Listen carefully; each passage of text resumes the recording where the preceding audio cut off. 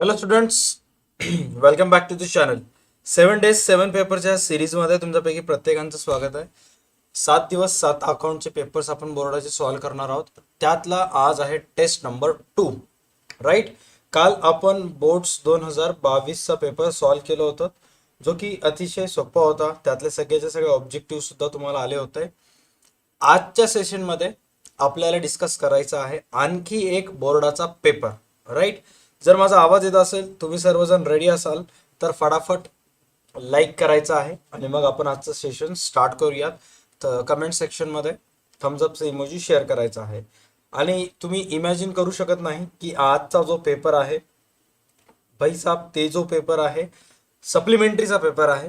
आणि बोर्ड्स चे जे रेग्युलर स्टुडंट असतात, ज्यांची मार्चमध्ये एक्झाम होते, त्यांना सुद्धा एवढा टफ पेपर येत नाही. एवढ्या लेवलचे हाय लेवलचे ऑब्जेक्टिव्ह येत नाहीत जेवढे अवघड ऑब्जेक्टिव्ह सप्लिमेंटरीच्या स्टुडंट्सला आले होते.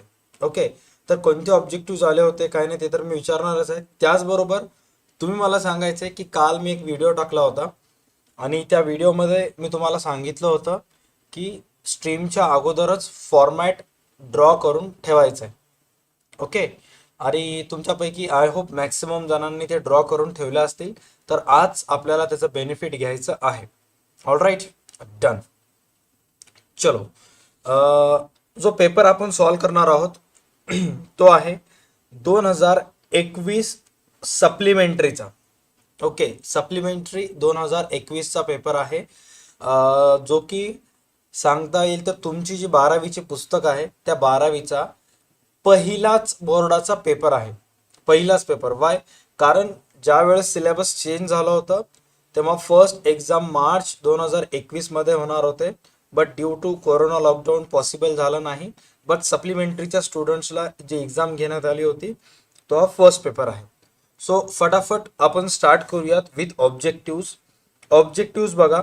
पहिलं ऑब्जेक्टिव्ह कोणतं आलं होतं एकदम वजनात. A statement showing financial position of business is called as. अशी स्टेटमेंट जी व्यवसायाची फायनान्शियल पोझिशन शो करते. काय येईल याचं answer? Statement which shows financial position. व्यवसायाची फायनान्शियल पोझिशन काय दर्शवते? Balance sheet. राईट. आन्सर काय येईल? Balance sheet. डन. हां. त्यानंतर नेक्स्ट,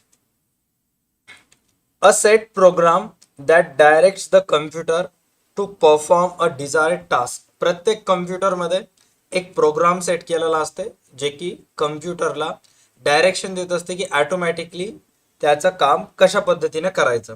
सो तुमच्यापैकी प्रत्येकाने तुमच्याजवळ जर पुस्तक ओपन असेल तर पुस्तकीतलं 383 पेज नंबरवर काढायचं आहे. त्यामधला हा ऑब्जेक्टिव्ह आहे. ओके. पेज नंबर 383 वर. धड्याच्या खाली दिलेलं नाहीये मला असं वाटतंय, बट पुस्तकामध्ये दिलेलं आहे. आन्सर असेल त्याचा सॉफ्टवेअर. पेज नंबर 383 वर. त्यानंतर the information supplied by financial statements are dot dot dot in nature.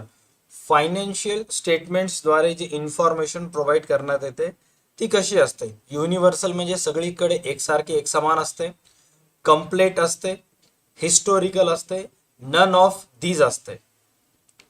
पुस्तकीतलं पृष्ठ क्रमांक 345 ओपन करा, त्याच्यामध्ये असेल.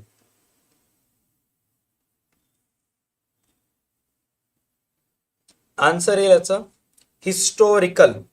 वाय? बिकॉज फायनान्शियल स्टेटमेंटमध्ये जेही सर्व गोष्टी असतात ते हिस्टोरिकल कॉस्ट कन्सेप्ट एक असते, तुम्हाला 11वीला झालेलं आहे. त्यानुसार ते सर्व गोष्टी त्याच्यामध्ये रेकॉर्ड करण्यात येत असतात. Next question. The capital the balance on the capital accounts the balance on the capital accounts of retirement retired partner is transfer to his dot dot dot loan account. म्हणजे एखादा एक भागीदार निवृत्त झाला तर त्याच्या नावाचं त्याचं जे बँक अकाउंट आहे, बॅलन्स आहे, बँक बॅलन्स वगैरे जे पण काय असेल ते कुठं ट्रान्सफर करण्यात येते? आन्सर असेल loan account. Y loan account? Because साधं सिंपल लॉजिक आहे. तो जर मेला तर एक्झिक्युटर येईल, वाईफ लोन, सन्स लोन हे काय आहेत? एक प्रकारचे मृत भागीदाराचे एक्झिक्युटरच आहेत, राईट. त्यामुळे हे जर आलं नाही तर हे वाईफ आणि सन्स कसे येतील? त्यामुळे आन्सर असेल लोन अकाउंट. पाच ऑब्जेक्टिव्ह नंबर 5 थोडस जे ऑब्जेक्टिव्ह आहेत त्याचं वरखाली वरखाली आहेत. ओके, कारण त्याचं ज्या स्टुडंट्सकडून मला त्यावेळेस आलं होतं हे अशाच पद्धतीने आलं होतं. ओके, हा. The closing balance of receipt and payment accounts usually represents dot dot dot. The closing balance of receipt and payment accounts usually represents dot dot dot. Receipt and payment अकाउंटचं क्लोजिंग बॅलन्स काय दर्शवत आहे? Closing stock, cash bank, surplus, deficit काय दर्शवत असते? Answer येईल closing cash and bank balance. Okay, चला फटाफट काय करा, हे जेही तुम्ही आन्सर सांगितलात वहीमध्ये नोट डाऊन, सॉरी तुमचे जे प्रश्नपत्रिकेचा संच आहे, तुम्ही जे फॉर्मॅट ड्रॉ केलं त्याच्यामध्ये नोट डाऊन करायचं पहिले 5च्या 5 ऑब्जेक्टिव्ह. डन. आय होप, मी अशी अपेक्षा करतो की तुमचे पहिले 5च्या 5 बरोबर आले असतील. सपोज हे 2 ऑब्जेक्टिव्ह चुकले असतील तर ह्याच्यामध्ये तुमची काहीच चूक नाहीये, बिकॉज नंबर फर्स्ट किंवा आले नसतील, एक तर तुम्हाला हे झालेले नसतील, ऑल राईट, किंवा पुस्तकी खाली दिले नाहीत तुम्ही म्हणून केला नसाल. ओके, तुमचंच हे हाल आहे रेग्युलर स्टुडंटचं, तर विचार करा बाबा सप्लिमेंटरीच्या स्टुडंटचा काय हाल झाला असेल. डन. ओके, चलो नेक्स्ट आहे one word substitute. Okay, the shares on which dividend is not fix. कोणत्या शेअर्सवर लाभांशाचा दर निश्चित नसतो? कोणत्या शेअर्सवर लाभांशाचा दर निश्चित नसतो? आन्सर त्याचं लिहून टाकायचं आहे इक्विटी शेअर्स. आन्सर लिहून टाकायचं आहे इक्विटी शेअर्स. मला तर असं स्ट्रॉंग गट फिलिंग्स यायलेत, ते आपण म्हणणार का आज माझं उजवा डोळा फडकू लागलाय किंवा डावा डोळा फडफड करत आहे. उजवं फडफड केलं तर चांगलं राहते का डावा फडफड केलं तर चांगलं राहते मला माहित नाही, पण जेही डोळा फडफड केल्यामुळे चांगलं राहते ते डोळा फडफड करत आहे. हा सेम पेपर तुम्हाला येईल, सेम, कारण ऑब्जेक्टिव्ह पण टफ क्वालिटीचे आहेत, समोर गणिते जे सुद्धा आहेत ते टफ क्वालिटीचेच आहेत. ओके, त्यामुळं अशा प्रकारचा पेपर तुम्हाला येऊ शकतो.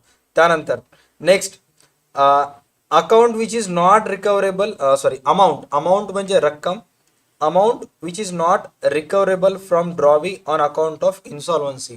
ड्रॉवी तुम्हाला पैसे देणं बाकी होता, तो पैसे दिला नाही, ड्रॉवीकडून रक्कम वसूल करू शकला नाही, तुमचे पैसे बुडाले, तर त्या बुडालेल्या रकमेला काय म्हणतात? बुडालेल्या रकमेला म्हणतात बॅड डेट्स. त्याला काय म्हणतात? Bad dates.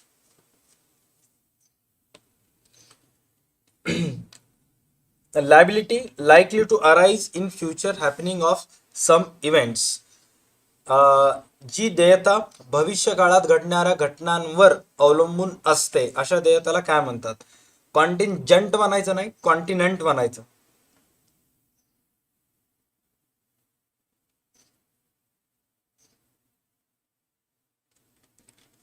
Continent liabilities. Okay, त्यानंतर ratio, ratio by which surviving partners are benefited on the death of partner. म्हणजे काय की असा रेशो की सर्वायव्हिंग पार्टनर्स, मृत भागीदाराला सोडून बाकीचे जो 2 जिवंत भागीदार असतात त्याला सर्वायव्हिंग पार्टनर्स म्हणतात, are benefited on the death of partner. भागीदाराचा मृत्यू झाल्यानंतर त्याच्या नावाचा जो प्रॉफिटचा हिस्सा आहे पुढच्या वर्षीपासून तो सर्वायव्हिंग पार्टनर्सला देण्यात येतो. जिवंत असताना 3 हिस्से होत होते, तर मेल्यानंतर 2च हिस्से होतील. मग ते कोणत्या रेशोनुसार वाटण्यात येतात? त्याचे 2 नावं आहेत, सुरभी सातेलीवार आणि रुद्राणी कुलकर्णी, या दोघांनीच त्याचं करेक्ट 2 नावं सांगितलेले आहेत. बेनिफिट रेशो और गेन रेशो. ओके, आन्सर त्याचं येईल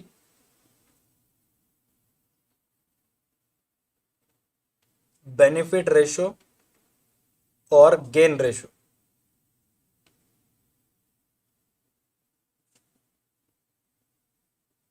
बेनिफिट रेशो और गेन रेशो.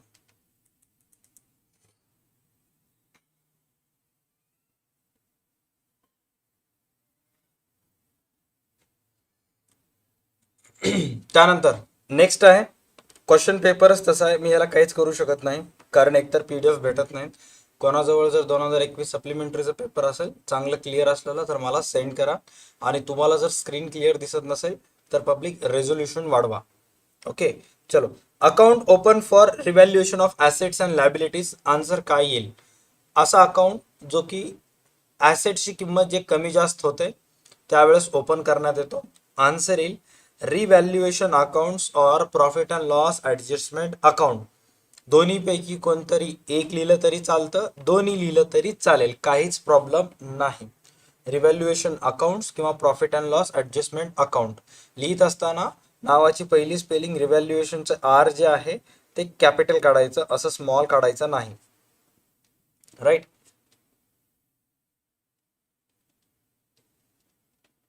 रिव्हॅल्युएशन अकाउंट्स किंवा P&L ॲडजस्टमेंट अकाउंट याचा फुल फॉर्म लिहायचं, शॉर्ट लिहायचं नाही. डन. 10च्या 10 ऑब्जेक्टिव्ह नोट डाऊन करून टाका तुमच्या त्या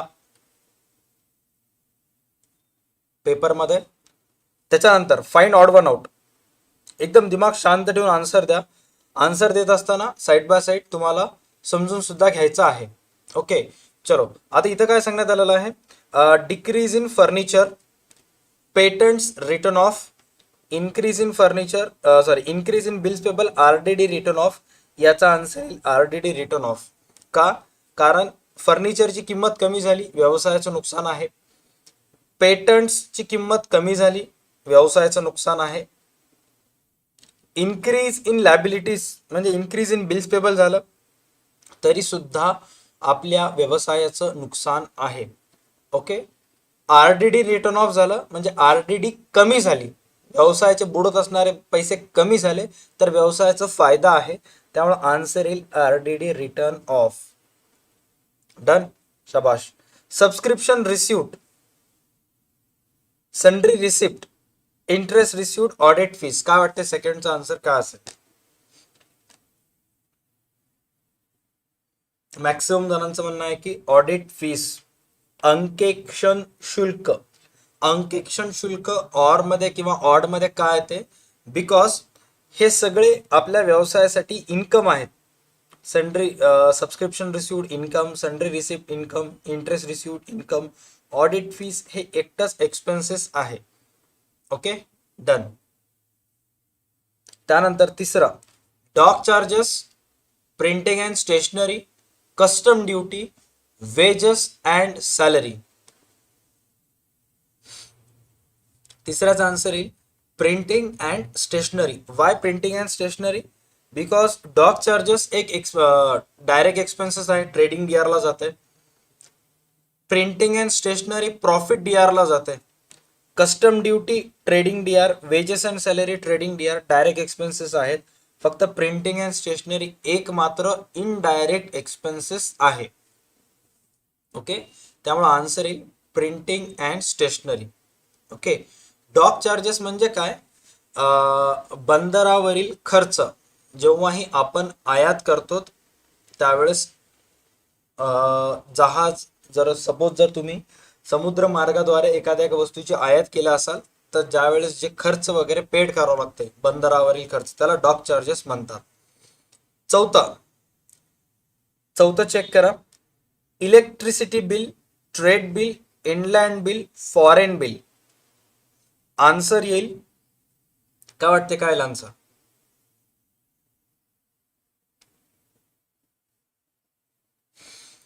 आन्सर येईल इलेक्ट्रिसिटी बिल. वाय? बिकॉज हे आपलं लाईट बिल आहे आणि बाकी सगळे टाइप्स ऑफ बिल ऑफ एक्सचेंजचे प्रकार आहेत. Okay, types of bill of exchange आहेत. ट्रेड बिल, व्यापारी विपत्र, इनलँड बिल, त्यानंतर फॉरेन बिल. डन. हां. Creditors, land and building, general reserve, capital. Sahil Jadhav, थोडस स्पेलिंग वर फोकस कर बेटा. इलेक्ट्रॉनिक झालं असं मला वाटतं. ते लास्ट आन्सर आहे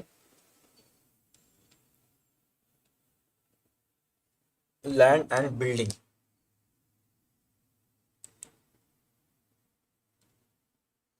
यार प्लीज एक वेळेस लाईक करा कारण ही आजचं दुसरी स्ट्रीम आहे, पुन्हा आणखी संध्याकाळी इकॉनॉमिक्सचं सेशन आहे. सो प्यार जो होता है वो एक तरफा नहीं होता है, दो तरफा होना चाहिए. बॅलन्स शीट इक्वल तेव्हाच येते जेव्हा ॲसेट लायबिलिटीज इक्वल असतात. त्यामुळे जेवढे लाईव्ह असतील तेवढेच लाईक असले पाहिजे. हे मला पण असं सारखं सारखं लाईक मागं वाटणार, चांगलं वाटणार.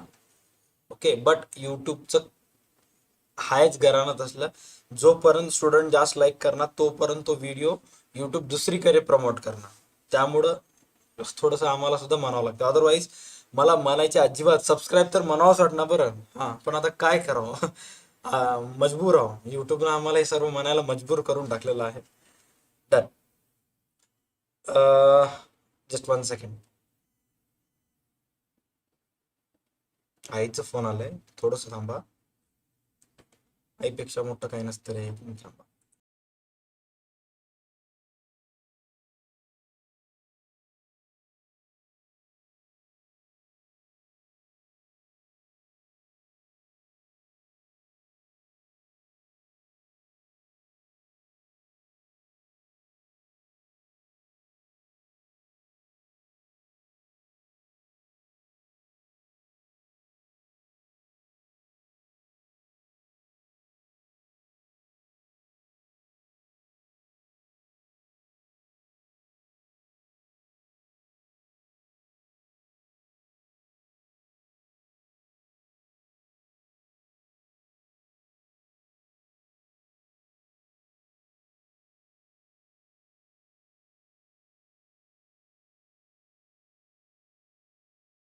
ओके, चला. नेक्स्ट आहे calculate the following. Calculate the following जेवढं दिसायला अवघड दिसते त्याच्यापेक्षा 10 पटीनं सोपं आहे. ओके, चला इथं काय सांगितलेलं आहे चेक करा. वेन डेप्रिसिएशन इज 7,500, 7,500 डेप्रिसिएशन निघालं आणि closing balances of library 92,500. Okay, म्हणजे साधं सिंपल लॉजिक आहे की डेप्रिसिएशन निघाल्यानंतर लायब्ररी बुकची किंमत 92,500 आहे आणि डेप्रिसिएशन आहे 7,500. तर मग लायब्ररी बुकचं ओपनिंग बॅलन्स काढा म्हणाले. साधं सिंपल आहे, दोन्हीची बेरीज करून टाका, मॅटर क्लोज करून टाका, बस संपलं. डेप्रिसिएशन 7,500 आहे आणि डेप्रिसिएशन निघाल्यानंतर त्याची किंमत किती आहे? 92,500. बेरीज करा, 1,00,000. आता एक्झाम मध्ये लिहायचं कसं माहित आहे काय? एक्झाम मध्ये असं नंबर टाकायचं, क्वेश्चन नंबर जे पण असेल ते असं लिहून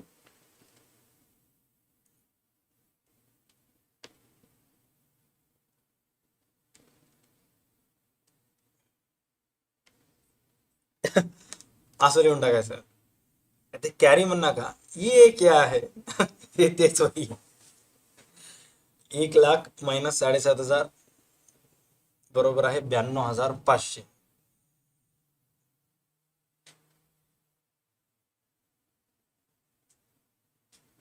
डन, लिहून टाका तिथं.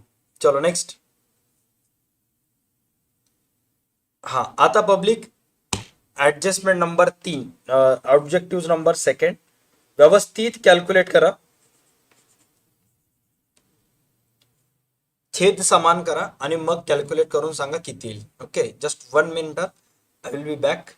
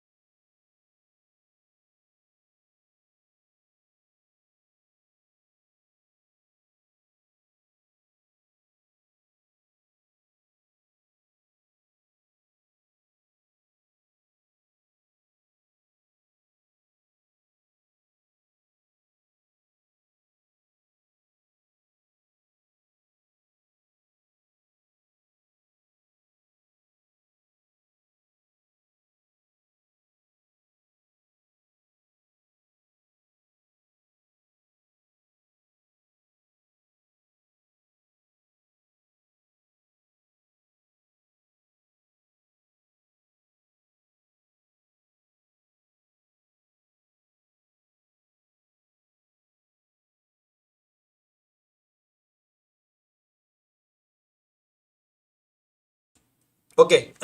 मी म्यूट केलं होतं, माय बॅड.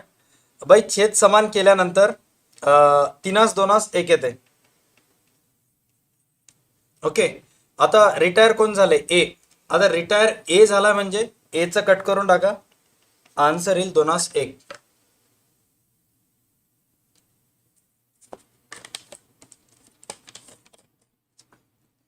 आला दोनास एक. लय इझी आहे हे, फक्त दिसायला अवघड दिसते, ऍट द एंड खूप सोपं आहे.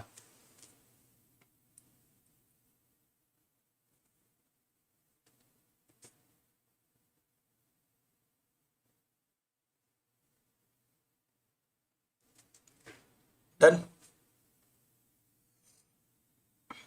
चलो नेक्स्ट आहे 12% interest on bank loan. Bank लोनची अमाऊंट 80,000 आहे, 12% इंटरेस्ट आहे 6 महिन्यासाठी. कॅल्क्युलेशन तुम्ही जे पेज तुम्हाला घ्यायला सांगितलं होतं, राईट, हे बघा, या पेजच्या मागच्या बाजूला तुम्हाला कॅल्क्युलेट करायचं आहे. हे बघा, या पेजच्या मागच्या बाजूला, वर ठेवून नाही बरं, मागच्या बाजूला कॅल्क्युलेट करायचं आहे.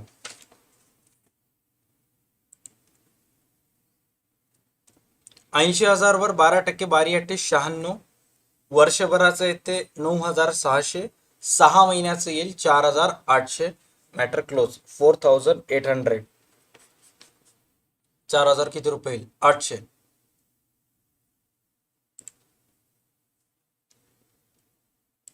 डन.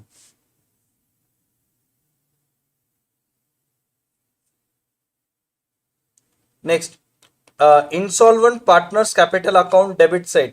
एका इन्सॉल्वंट पार्टनर्स कॅपिटल त्याच्या कॅपिटल अकाउंटची डीआर बाजू, कॅपिटल अकाउंटची डीआर बाजू आहे किती हजार रुपये आहे? 1,00,000. सीआर ला 40,000. तुम्हीच सांगा मग कॅपिटल डेफिशियन्सी किती आहे? कॅल्क्युलेट करायची बी गरज नाही. डीआर ला एक आहे त्याच्या आणि सीआर ला 60,000 आहे, राहिले किती? 40. कॅपिटल डेफिशियन्सी येईल 40,000 रुपये.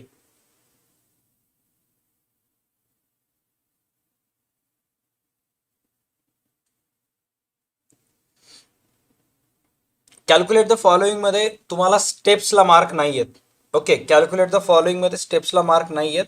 आता तुम्ही जर आता कॅल्क्युलेट फॉलोइंग आहे याचं असं जरी लिहिलं, सपोज हा कितवा आहे? आय गेस हा चौथा आहे. ओके, तर हे चौथं लिहित असताना तुम्ही असं जरी लिहिलं 40,000 तरी मार्क्स मिळतात. ओके, अकाउंटचं पेपर प्रेझेंटेशनवर ऑलरेडी व्हिडिओ बनवलेला आहे, त्याच्यावर व्हिडिओ आणखी बनवायची काही गरज नाही आहे, ऑलरेडी व्हिडिओ बनवलेला आहे. किंवा काही काही जण थोडंसं एक्स्ट्रा इन्फॉर्मेशन ॲड करतात. DR balance 1,00,000, CR balance 40,000, sorry 60,000, असं एक्स्ट्रा लिहितात, तरी सुद्धा त्यांचं बरोबर येते, बाकी जास्त काही लागत नाही. कॅल्क्युलेट द फॉलोइंग मध्ये स्टेपला मार्क नसतात, मेन आन्सरला मार्क असते. Okay, done. त्याच्यानंतर नेक्स्ट आहे हा, insurance premium is paid for the year ending 30 September 2020, amounted to ₹1500. तुम्ही 30 सप्टेंबर पर्यंत इन्शुरन्स पेड केलेला आहे. ओके, आणि रुद्राणी मला असं वाटतं उत्तर चुकलेलं आहे, तरी पण आपण चेक करूयात एक वेळेस.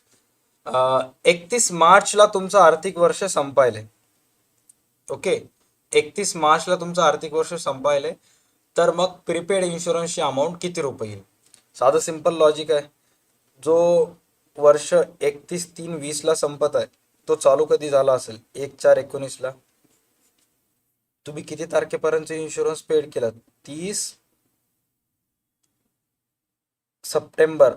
30 सप्टेंबर म्हणजेच नियर अबाउट 6 महिन्याचं तुम्ही पेड केलं. या दोन्हीचा कालावधी किती महिन्याचा होते चेक करा.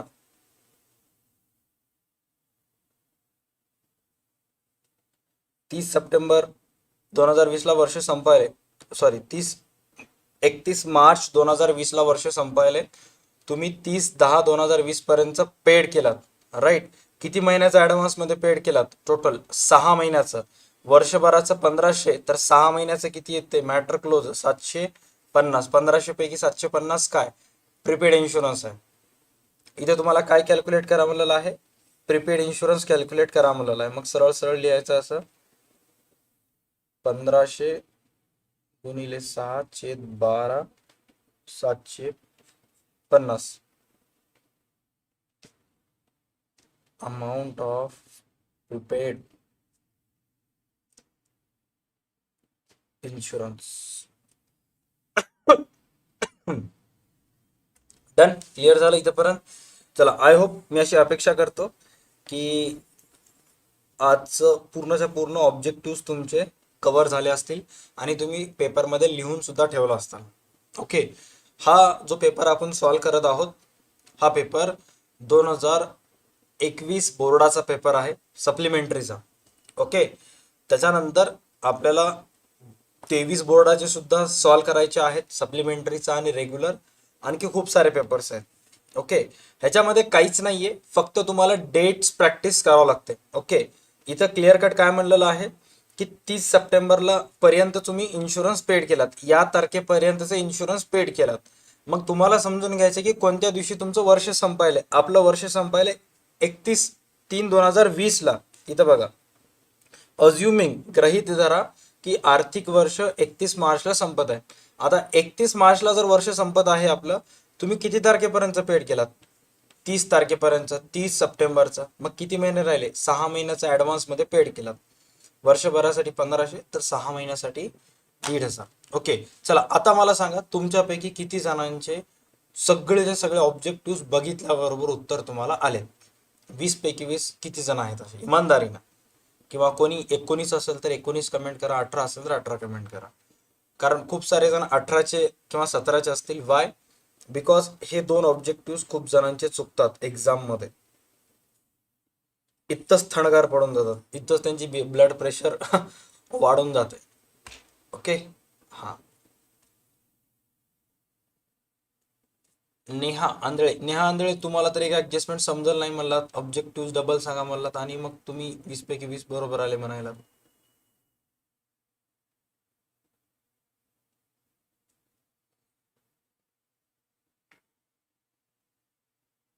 Okay, done. चलो, आता आपण जाऊयात आपल्या थेअरी सेक्शन्स कडे. ओके, आता थेअरी म्हणजे न्यूमरिकल प्रॉब्लेम्स कडे जाऊयात. आणि जसंही तुम्हाला माहित आहे, आपण सर्वात अगोदर एक्झाम मध्ये तर आपण क्वेश्चन दुसरापासूनच करणार आहोत, राईट? बट पब्लिक टिकून राहावं म्हणून आपण लालसे पोटी आपण सर्वात पहिला पार्टनरशिप फायनल अकाउंट्स कव्हर करून घेतो. चला, ओपन करा फटाफट त्या पेजवर या, ज्या पेजवर तुम्ही फॉर्मॅट ड्रॉ केलात पार्टनरशिप फायनल अकाउंटचा. फटफट फटफट रेकॉर्ड करून स्टार्ट करायचंय. ओके, तुम्हाला फक्त काय करायचंय, ऍडजस्टमेंट करून टाकायचे आहेत. बाकी स्ट्रीम संपल्यानंतर तुमचं तुम्ही बाकीचं काम करू शकता. ओके, चला, याच्यातली ऍडजस्टमेंट बघा. Closing stock 28,000 28,000. Trading CR balance sheet asset साईडला लिहून टाकायचं. Trading CR balance sheet asset साईडला, क्लोजिंग स्टॉक लिहून टाकायचं आहे. अरे यार, ही तर ऍडजस्टमेंट प्रत्येकालाच येते.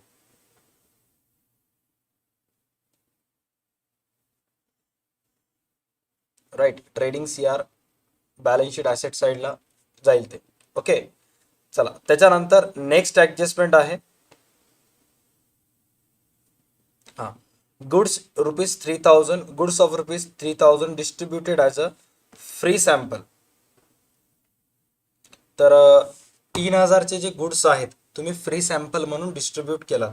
चला, मला सांगा की त्याचे 2 पोस्टिंग कुठं कुठं जातात. नंबर फर्स्ट, पहिली पोस्टिंग तुम्ही काय करू शकता, त्याची ट्रेडिंग अकाउंटच्या सीआर साईडला करू शकता, राईट? अँड दुसरी पोस्टिंग जी आहे ते प्रॉफिट लॉसच्या डीआर साईडला काय म्हणून लिहू शकता, ऍडव्हर्टाइजमेंट. चला, लिहून टाका ट्रेडिंगच्या सीआरला. ट्रेडिंगच्या सीआर साईडला जायचंय. मी सुद्धा लिहितो म्हणजे तुम्ही सुद्धा लिहिता. तर मी आळस केलं तर तुम्ही सुद्धा आळस करताल. आपल्याला फक्त ऍडजस्टमेंट कव्हर करून टाकायचे आहे. क्लोजिंग स्टॉक 28,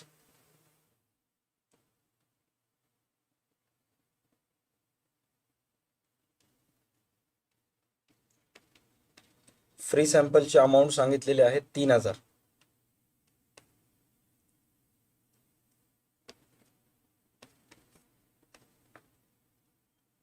इथे येईल ॲडव्हर्टाइजमेंट. ओके, चलो ट्रेडिंग CR ला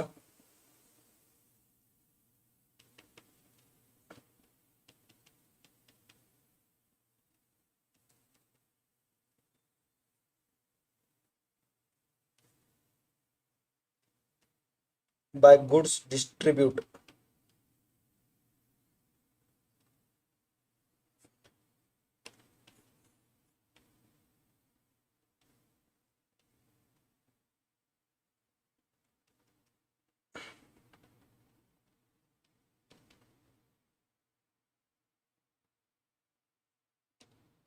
क्लोजिंग स्टॉकची अमाऊंट आहे 28,000. Okay,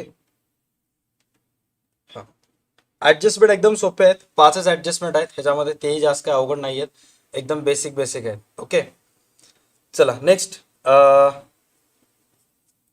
provide for further bad debts. फटाफट सांगा, फर्दर बॅड डेट्स हे कशामधून लेस होते?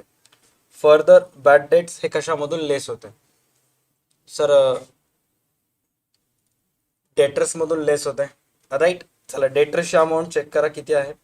सर डेटर्सची अमाऊंट आहे 1,00,000 रुपये. ओके, चला ॲसेट साईडला या. ॲसेट साईडला येऊन लिहून टाकायचं वर्ड डेटर्स.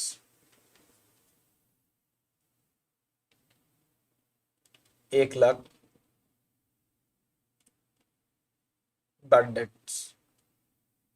आता कधी पण लक्षात घ्या, जेव्हा ऍडजस्टमेंट मध्ये तुम्हाला असं इथं फर्दर हा शब्द येते, फर्दर म्हणजे काय? ॲडिशनल, अधिकचे, राईट. तर ॲडिशनल आणि अधिकचे असं जेव्हा शब्द येते, याचा अर्थ गॅरंटीड ड्युरिंग द इयरमध्ये ऑलरेडी काही पैसे बुडालेले आहेत. आता ट्रायल बॅलन्स चेक करून मला सांगा, ड्युरिंग द इयरमध्ये ऑलरेडी आपले किती रुपये बॅड डेट्स झालेले आहेत? चेक करू शकता किती रुपये बॅड डेट्स झालेले आहेत. सर ड्युरिंग द इयरमध्ये ऑलरेडी 500 बॅड डेट्स झालेले आहेत. प्रॉफिट लॉसच्या DR साईडला जायचं, इथे लिहायचं 2 बॅड डेट्स 500 न्यू 800 1,300 रुपये, राईट. प्रॉफिट लॉसच्या DR साईडला ओल्ड बॅड डेट्स मध्ये add. Okay, done. Depreciate furniture. असं जर गणित आलं 12 मार्क तिथंच फिक्स होऊन जातात तुमचे, काय नाहीच ह्या गणितामध्ये, एकदम इझी. फर्निचर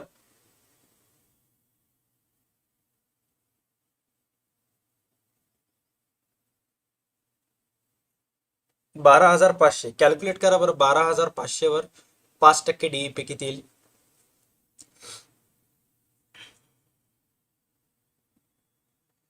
ट्रेडिंग अकाउंट आणि profit and loss account 1 page मध्ये केलं तर चालेल का? काही प्रॉब्लेम नाहीये, बट जागा पुरत नसेल तर वेगवेगळं करा. आता मला इथं जागा पुरते त्यामुळे मी वेगवेगळं करतो. ओके, मराठी मीडियमच्या ऑब्जेक्टिव्ह वर सेशन होणार आहेत. मराठी मीडियमच्या ऑब्जेक्टिव्ह वर सेशन होणार आहेत, डोंट वरी. सकाळी 11 वाजता जेव्हा मी सध्या आता आज फायनल अकाउंटवर होतं इंग्लिश मीडियम आणि मराठी मीडियमचं सेम टाइम. उद्या NPO वर असेल, इंग्लिश मीडियम आणि मराठी मीडियम दोघांचंही सेम टाइम असेल. आणि ज्या वेळेस मी इंग्लिश मीडियमला ऑब्जेक्टिव्ह घेईन, ॲट सेम मोमेंट मराठी मीडियमसाठी सुद्धा येईल. आता एकाच वेळी मी दोघा विद्यार्थ्यांना लाईव्ह शिकवत नाही, मराठी मीडियमच्या आणि इंग्लिश मीडियमच्या, राईट. दोघेही पागल होऊन जातात. त्याच्यामुळं मी मराठी मीडियमचं रेकॉर्ड करत आहे आणि इंग्लिश मीडियमचं लाईव्ह जात आहे. पण एक दिवस नक्की इंग्लिश मीडियम वाल्याला रेकॉर्डिंग देऊन टाकतो आणि तुमच्यासाठी लाईव्ह येतो मराठी मीडियमसाठी. अकाउंटच्या पेपरला झेरॉक्स घेऊन जाता येते पण फक्त हॉल तिकीटच घेऊन जा, बाकी कोणतं घेऊन जाऊ नकोस. ओके, चलो 625 यायले.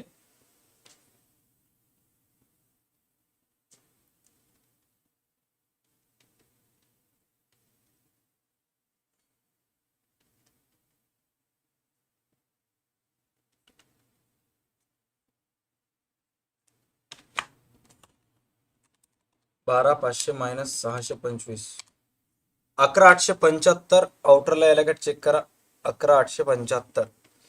ओके, त्यानंतर इन्शुरन्स इज प्रिपेड. साडेआठ 1875 प्रीपेड इन्शुरन्स आहे. 10,200.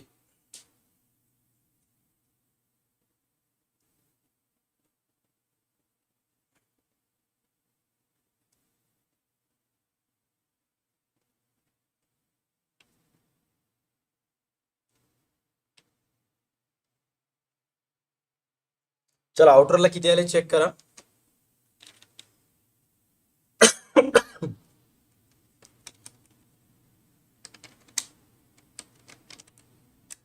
8,325. आणि याची दुसरी पोस्टिंग जाईल ऍसेट साइडला.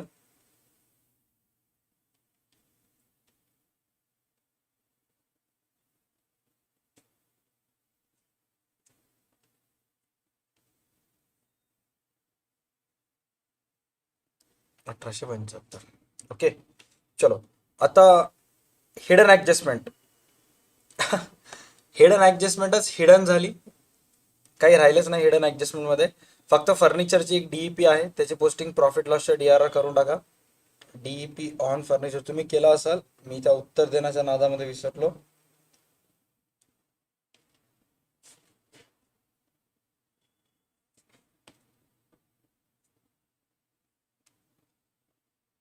हिडन ऍडजस्टमेंट एकही नाहीये. चला आता मला फक्त यस ऑर नो मध्ये आन्सर द्या.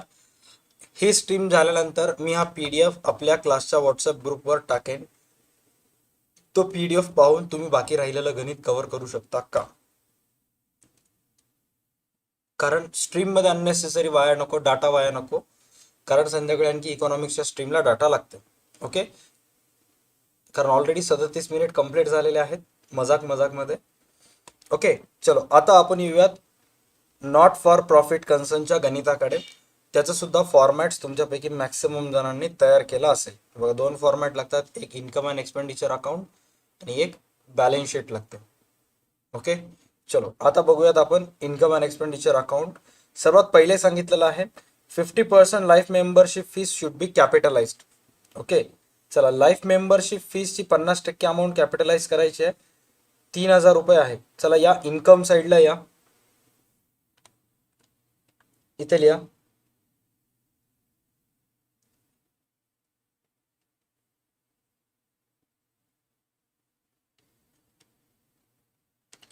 Bye life membership fees 3,000.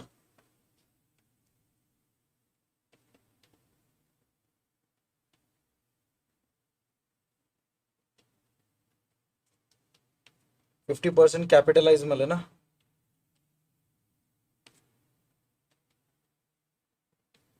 ₹1,500. 50% आहे, आउटर लिहा 1,500. चला आता याची दुसरी पोस्टिंग कॅपिटल फंड मध्ये ऍड होईल. राईट, दुसरी पोस्टिंग याची कॅपिटल फंड मध्ये ऍड होईल. कॅपिटल फंडची रक्कम चेक करा गणितामध्ये किती रुपये दिलेली आहे.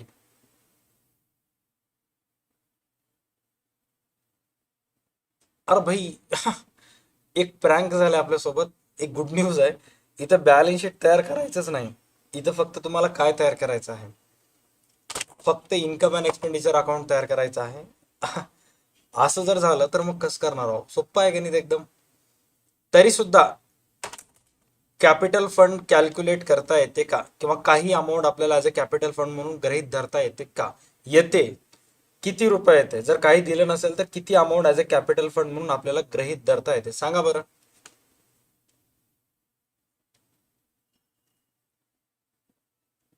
एनीवन? किती रुपये?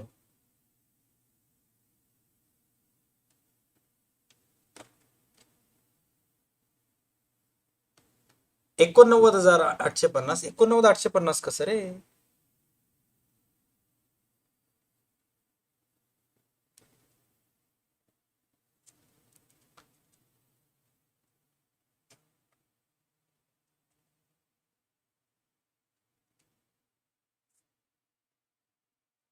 हे बघा ओपनिंग ऍसेटला जातं ते 3,000 रुपये जुन्या बॅलन्स शीटच्या ऍसेट साईडला जातात.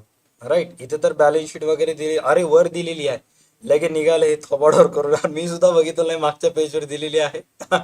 इथे दिलेली आहे. या वापस खाली या, आता तुमचं मोये मोये झालं माहित आहे का? ओके राईट, बॅलन्स शीट इथं वर दिलेली आहे. चला या लिहा कॅपिटल फंड 89,850.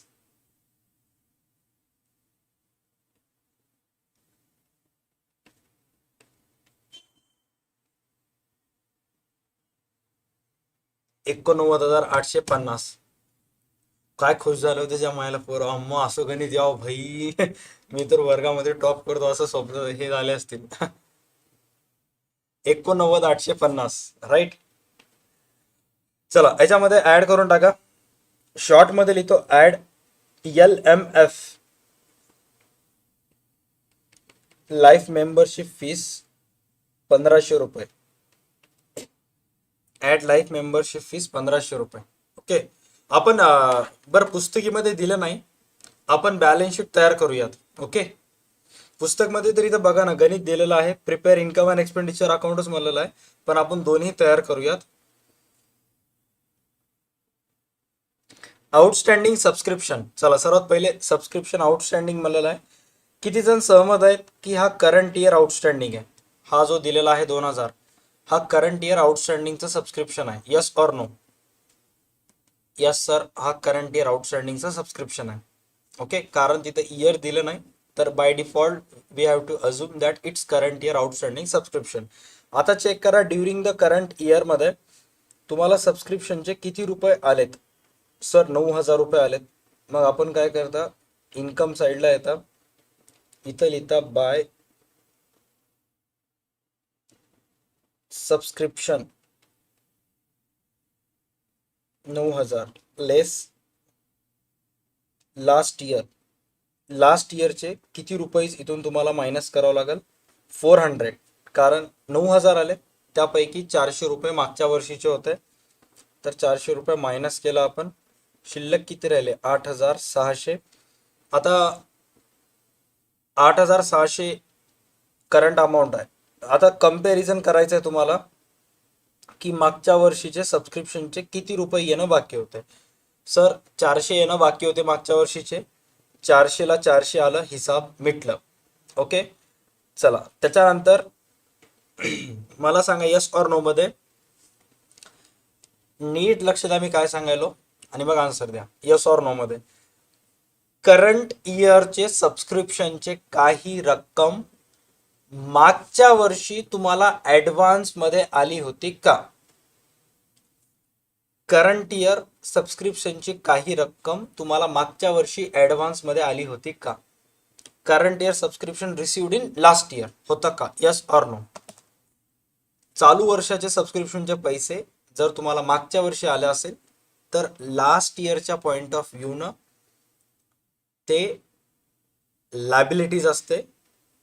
जुन्या बॅलन्स शीटच्या लायबिलिटी साईडला सबस्क्रिप्शन आहे का बघायचं आहे तुम्हाला. जुन्या बॅलन्स शीटच्या लायबिलिटी साईडला सबस्क्रिप्शन आहे का?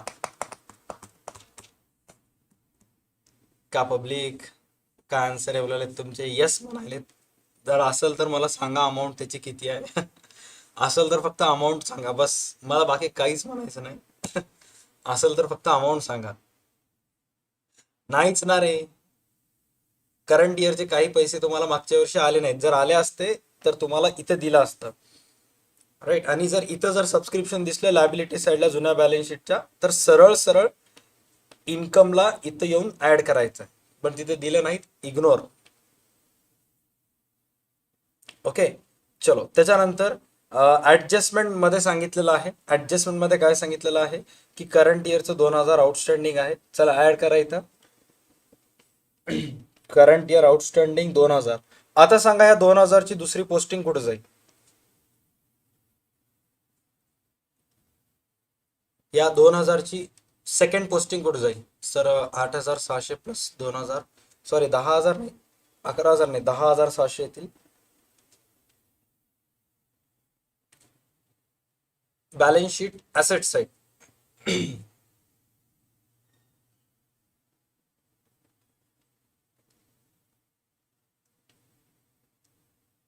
ऍसेट्स 2,000.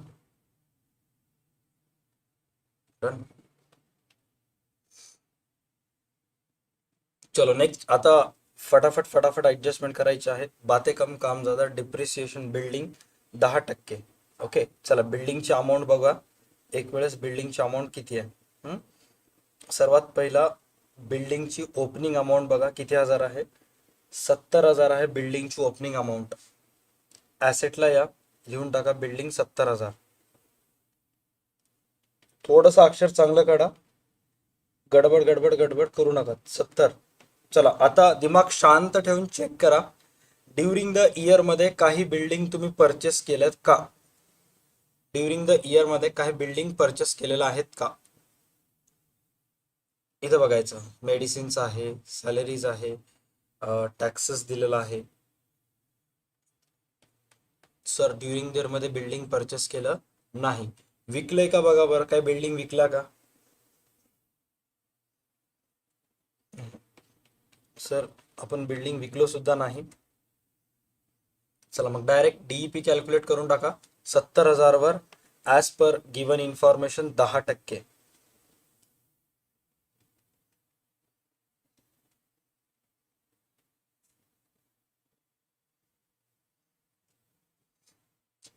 $63,000.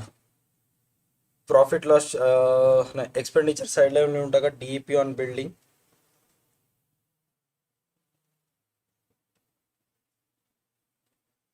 7. चला नेक्स्ट इक्विपमेंट्स. इक्विपमेंट सुद्धा एक ऍसेट आहे ज्याच्यावर 12% डीईपी आपल्याला कॅल्क्युलेट करायचा. इक्विपमेंट्सवर सॉरी ₹1200 डीईपी. तर सर्वात पहिले इक्विपमेंटची ओपनिंग अमाऊंट बघा किती दिलेली आहे.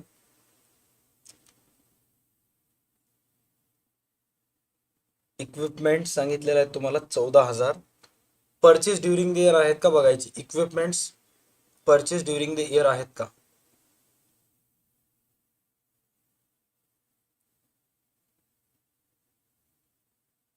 गणित बघितल्याबरोबरच लगेच कळायला पाहिजे परचेस ड्युरिंग द इयर कुठं असतात. सर पेमेंट साईडला असतात ड्युरिंग द इयर, तर इक्विपमेंट्स काय चांगलेच नाही. चला मग डायरेक्ट डीईपी कॅल्क्युलेट करून टाका इक्विपमेंट्सवर. डीईपीची अमाऊंट सांगितलेलं आहे 1200. डायरेक्ट मी सर्वात अगोदर इथे डीईपी लिहून टाकतो. डीईपी रेकॉर्ड झाली 1200 आणि इथे येऊन डीईपी कॅल्क्युलेट करायचा.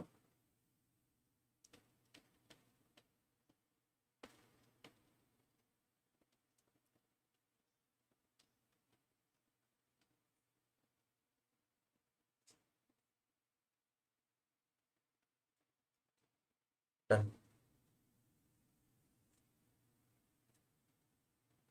चलो नेक्स्ट आहे. आता ही ऍडजस्टमेंट आहे 3च शब्दाची.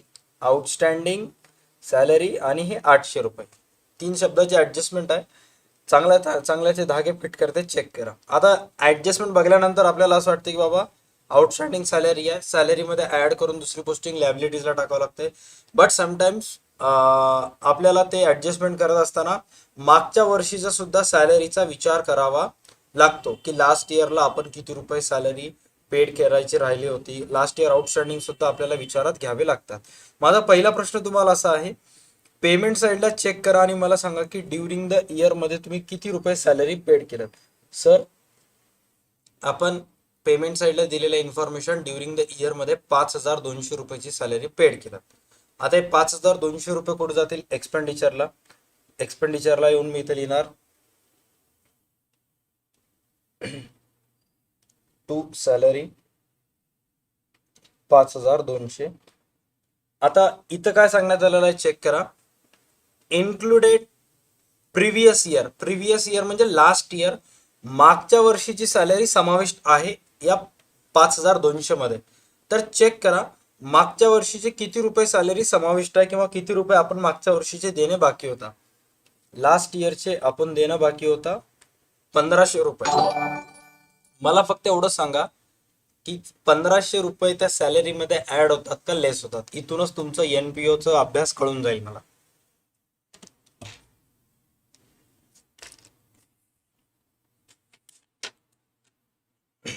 ड्युरिंग द इयर मध्ये आपण 5,200 पेड केला, मागच्या वर्षीचे ₹1,500 देणं बाकी होता.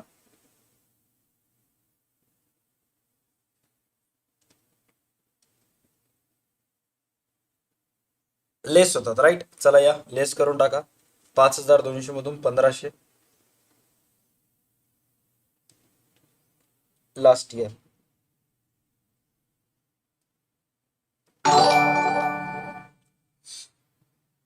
Thank you so much Aditya Tayde for subscribing our channel. Less करा 5200 मधून 1500 मायनस 3700 रुपये शिल्लक राहिले. आता ह्या 3700 मध्ये तुम्हाला काय करायचं आहे, या 3700 रुपये मध्ये तुम्हाला आउटस्टँडिंग सॅलरीचे 800 रुपये ऍड करायचे आहेत.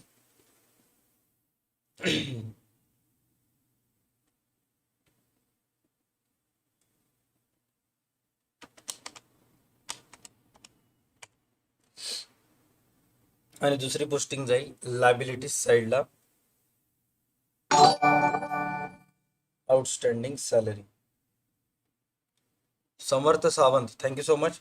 4000 सॉरी हे 800 रुपये येईल फक्त इथं.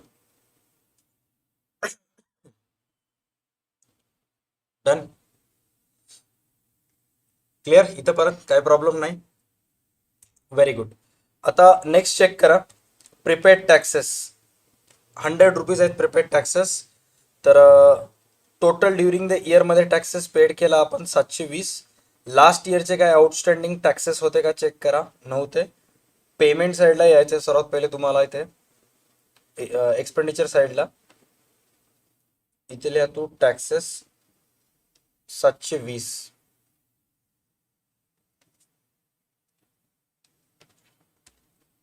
₹720 लिहिलं टॅक्सेस. त्याच्यातून प्रिपेडची अमाऊंट करायची आहे वजा 100. 620. दुसरी पोस्टिंग कुठे जाईल? दुसरी पोस्टिंग जाईल ऍसेट साइडला.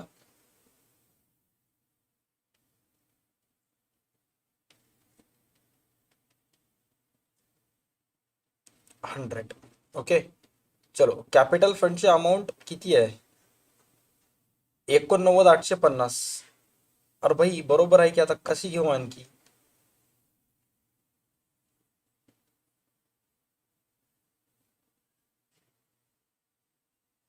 व्हॉट्सअप ग्रुप जॉईन होत नाही. व्हॉट्सअप ग्रुप फुल झालाय बेटा. डिस्क्रिप्शन मध्ये व्हॉट्सअप चॅनलची लिंक दिलेला आहे, ते जॉईन कर. व्हॉट्सअपचे 2 ग्रुप होते यार, दोन्ही फुल झालेत. आता कसं करणार? किती ग्रुपची लिंक शेअर करू? त्यामुळे डायरेक्ट चॅनलला जॉईन व्हा, तेच सेफ आहे. चला हे झाले 89,800. एक सेकंड चेक करतो. 89,850 आहे. मी किती लिहिलंय? अरे भाई आपल्याच भाषेतलं 5 वही आहे. हे बाय डिफॉल्ट थोडंसं 5 आपलं चेंज आहे, तरी तुमच्या ह्याच्यानुसार ऍडजस्ट करतो मी. ये बस. हा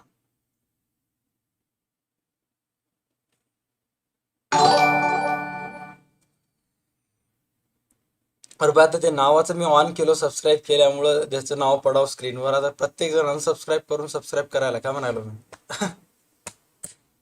तरी पण थँक्यू सो मच ज्यानं सबस्क्राईब केलं त्याला. ओके चलो हे झाले सगळे ऍडजस्टमेंट. एक हिडन ऍडजस्टमेंट आहे, चेक करूयात. थोडंसं व्यवस्थित लक्ष द्या गणिताकडे. ओके गडबड गडबड करू नका. आपले सगळे आता गणिताच्या खालचे ऍडजस्टमेंट झाले. आता त्याच्यानंतर आपल्याला काय करायचं आहे, पोस्टिंग करत असताना आपण इथून पोस्टिंग करता राईट. आउटस्टँडिंग सबस्क्रिप्शन, हे बघा आउटस्टँडिंग सबस्क्रिप्शन झालं, इक्विपमेंट झालं. आता फर्निचर. सर्वात पहिले ऍसेट साइडला या आणि फर्निचर लिहा. ऍसेट साइडला येऊन फर्निचर लिहा. थँक्यू सो मच जीत. 5,000 रुपये.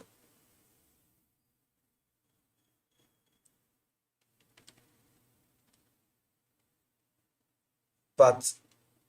आता त्या 5,000 मध्ये purchase during the year furniture आहे का चेक करा. Sir purchase during the year नाहीये. सेल्स ड्युरिंग द इयर आहे का बघा. Sales during the year.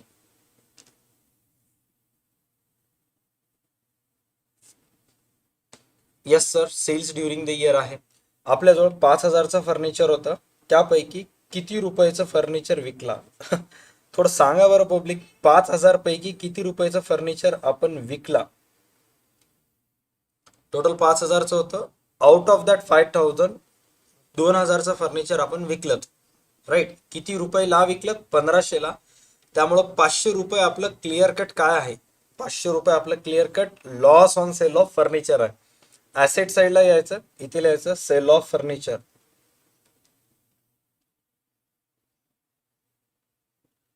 5,000 मधून 2,000 रुपये वजा करायचे, लिहायचं इथं 3,000 रुपये. Okay done. त्याच्यानंतर एक्सपेंडिचर साईडला यायचं, इथे लिहायचं by loss on sale of furniture.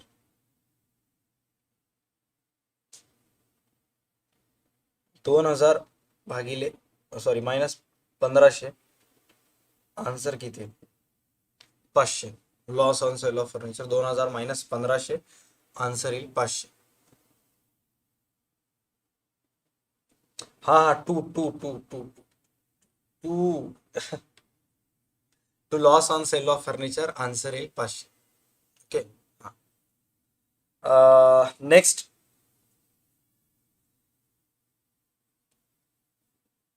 याची पोस्टिंग होत नाही, हे ऑलरेडी झालं. आउटस्टँडिंग सॅलरी ऑलरेडी झालं. मेडिसिन्स बिल अनपेड, मागच्या वर्षीचे मेडिसिन्स बिलचे किती रुपये देणं आपण बाकी आहोत? मागच्या वर्षीच्या मेडिसिन बिलचे आपण 900 रुपये देणं बाकी आहोत. ओके. पेमेंट साईडला चेक करा की मेडिसिन बिलचे ड्युरिंग द इयर मध्ये किती रुपये पेड केलं आपण. 5.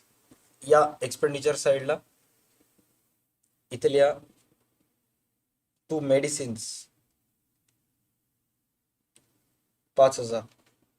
चला आता मला फक्त एवढं सांगा की फोकस करा या ठिकाणी, एक तुमचं थोडंसं लक्ष असू द्या. मागच्या वर्षीचे 900 रुपये देणं बाकी होता आणि या वर्षभरामध्ये तुम्ही 5,000 पेड केला, तर त्या 5,000 मधून ते मागच्या वर्षीचे 900 रुपये ऍड होतात का लेस होतात? 5,000 मधून मागच्या वर्षीचे 900 रुपये ऍड होतात का लेस होतात? सर ते जे 900 रुपये आहेत ते लेस होतात. वाय? साधा सिंपल लॉजिक आहे की 5,000 देणं बाकी होतं, मागच्या वर्षीचं बिल आपण पेड केला, त्यामुळं ते कंपल्सरी काय होतात? लेस होतात. राईट? लेस लास्ट इयर. आणखी एक जर रूल जर सांगायचा असेल तर इन्कम अँड एक्सपेंडिचर अकाउंट मध्ये फक्त करंट इयरचे बॅलन्सेस रेकॉर्ड होतात, लास्ट इयर आणि नेक्स्ट इयर होत नाही. त्याच्यामुळे सुद्धा या 5,000 मध्ये 900 रुपये मागच्या वर्षीचे बिल पेडचे आहेत, त्यामुळं मायनस 4100. आता सर्वात महत्वाचं आता इथं निब्बा निब्बी मधलं फरक ओळखू येते किंवा अकाउंट मधला हिरो आणि झेंडू मधलं फरक ओळखू येते. किती जणांना वाटते की याची दुसरी पोस्टिंग होते? जर तुम्हाला वाटत असेल तर यस म्हणायचं, अदरवाईज नो म्हणायचं. हे 900 रुपये लेस केला, दुसरी पोस्टिंग होत असेल तर यस, अदरवाईज नो.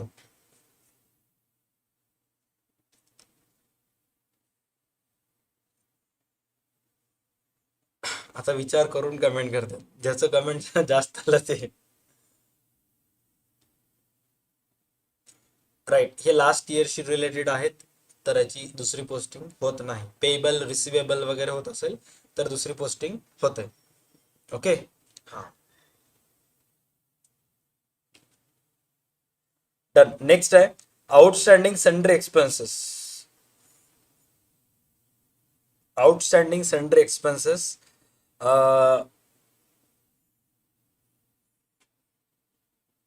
150 रुपये. साधं सिंपल लॉजिक आहे. मागच्या वर्षीचे तुम्ही किती रुपये पेड करणं बाकी होता? 150. या वर्षभरात तुम्ही त्या एक्सपेन्सेसचे किती रुपये पेड केला? 150. पोस्टिंग करायचं का? नाही सर, पोस्टिंग होत नाहीत.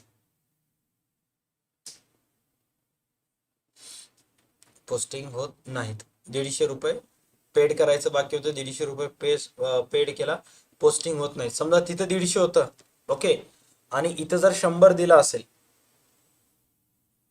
सपोज तिथं 150 होतं आणि इथं 100 दिला असेल, तर मग 50 रुपयाची पोस्टिंग लायबिलिटी साईडला होते करंट इयर बॅलन्स शीटच्या. ओके. हा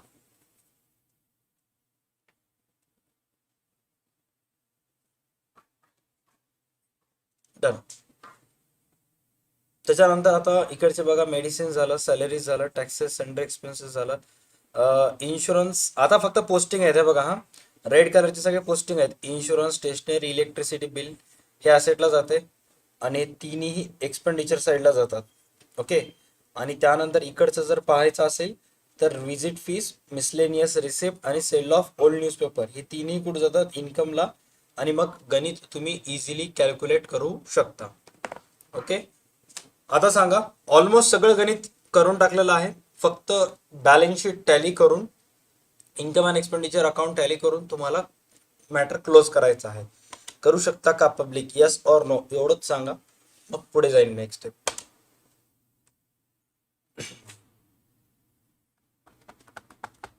यस, साधं सिंपल लॉजिक आहे. आता ह्याच्यापेक्षाही मी आता फास्ट घेऊ शकत नाही, समजायला तर पाहिजे. हां, डन. हे सगळे क्वेश्चन पेपर्स आता मी म्हणलं तर तुमच्यापैकी खूप साऱ्या जणांना अरे यार तेच तेच तेच तेच बोलायला वाटतंय. बट हे सगळे क्वेश्चन पेपर 21 रुपयाच्या कोर्समध्ये आहेत. Okay, done. डोनेशन कॅपिटलाइज म्हणलेलं आहे. तर डायरेक्ट काय करायचं आहे, डोनेशनची अमाऊंट कॅपिटल फंडमध्ये ॲड करायचं आहे. डोनेशनची अमाऊंट कॅपिटल फंडमध्ये ॲड करायचं आहे and that's it. Okay, done. आता आपण जाऊयात नेक्स्ट प्रॉब्लेमकडे. By next problem death of पार्टनरचा आहे. आता डेथ ऑफ पार्टनरमध्ये आपण काय कॅल्क्युलेट करता, suspense, goodwill, that's it, simple एवढंच आहे त्याच्यामध्ये. मला फक्त एवढं सांगा डेथ ऑफ पार्टनर किती मार्काला आहे, मग त्याच्यावर मी डिसाईड करतो काय सांगायचं काय नाही ते बाकी गोष्टी.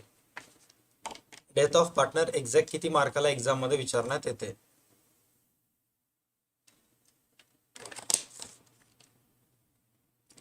हे बघा 8, 12, 8. आरजी क्लोन डेथ ऑफ पार्टनर 8 मार्काला येते ना. तुझे सगळे आन्सर्स बरोबर आहेत, ते हे कसं चुकलं. डेथ ऑफ पार्टनर भाई 8 मार्काला आहे. तुम्ही महाराष्ट्रातूनच जॉईन झालाय की दुसरीकडून कोणत्या राज्यातून जॉईन झाला म्हणतो. हा, अरे भाई मी महाराष्ट्रामधला शिकलो. हा, डन. ओके. हा, आता बघा इथं काय काय तयार करा म्हणलेलं आहे. Profit and loss adjustment account, Gopal's capital account, calculation of share of goodwill आणि calculation of share of profit, suspense अकाउंटचा प्रॉफिट, राईट. तर नीट चेक करा. याच्यासाठी तुम्हाला असतात मार्क 1.5, याच्यासाठी असतात 1.5 मार्क. गोपाल कॅपिटल साठी असते तुम्हाला near about 3. Profit and loss adjustment साठी असतात 2. अशा पद्धतीनं.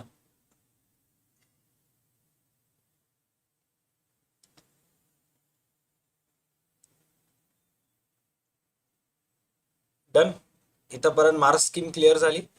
बघा आता काय काय डिस्ट्रीब्यूट करायचं असते. आता कॅपिटल अकाउंट जर तुम्ही तयार केला असाल तर तुम्हाला 2 mark, sorry 3 mark. Profit loss ऍडजस्टमेंटला 2, किती झाले 5. आणि गुडविलच्या वर्किंग नोटसाठी 1.5 आणि सस्पेन्सच्या वर्किंग नोटसाठी 1.5, असे टोटल 8 मार्क तुम्हाला इथं फिक्स झाले. चला आता एक एक गोष्टी कव्हर करूयात आपण.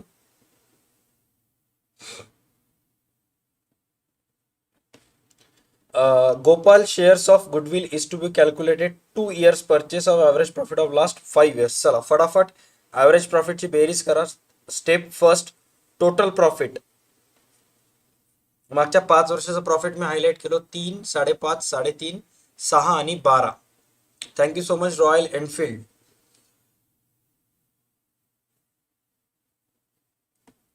बेरीज करा, टोटल प्रॉफिट किती आले.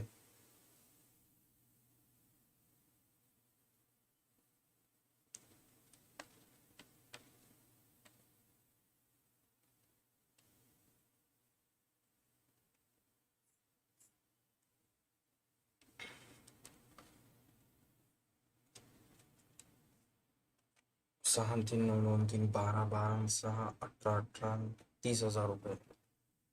बाय टोटल प्रॉफिट यायले 30,000. ॲव्हरेज प्रॉफिट यायले 30/5, 6,000. टोटल प्रॉफिट 30, ॲव्हरेज प्रॉफिट किती आले चेक करा. ॲव्हरेज प्रॉफिट 6,000 आले का बघा.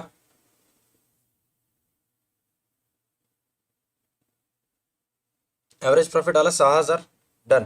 आता नेक्स्ट स्टेपमध्ये चेक करा काय सांगितलं आहे तुम्हाला. Total profit 30, average profit 6. Okay. चला नेक्स्ट स्टेजमध्ये काय सांगण्यात आलेलं आहे.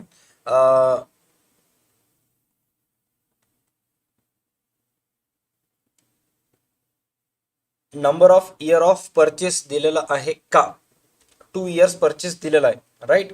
तर मग आपण काय करता, valuation of goodwill is equal to average profit into number of year of purchase.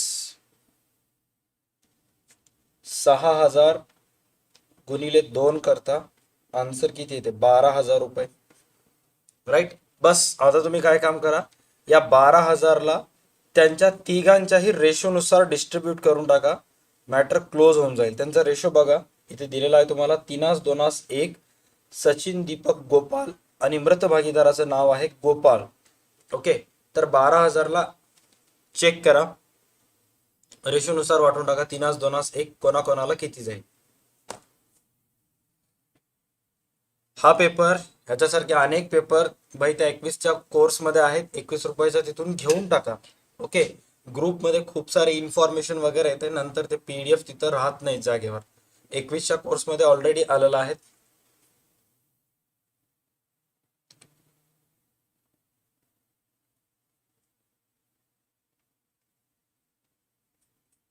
अरे भाई, लेडीज अँड जेंटलमॅन, तुम्ही काय शॉपिंग मॉलमध्ये आला का. हे नको ते घ्या गणित म्हणायला.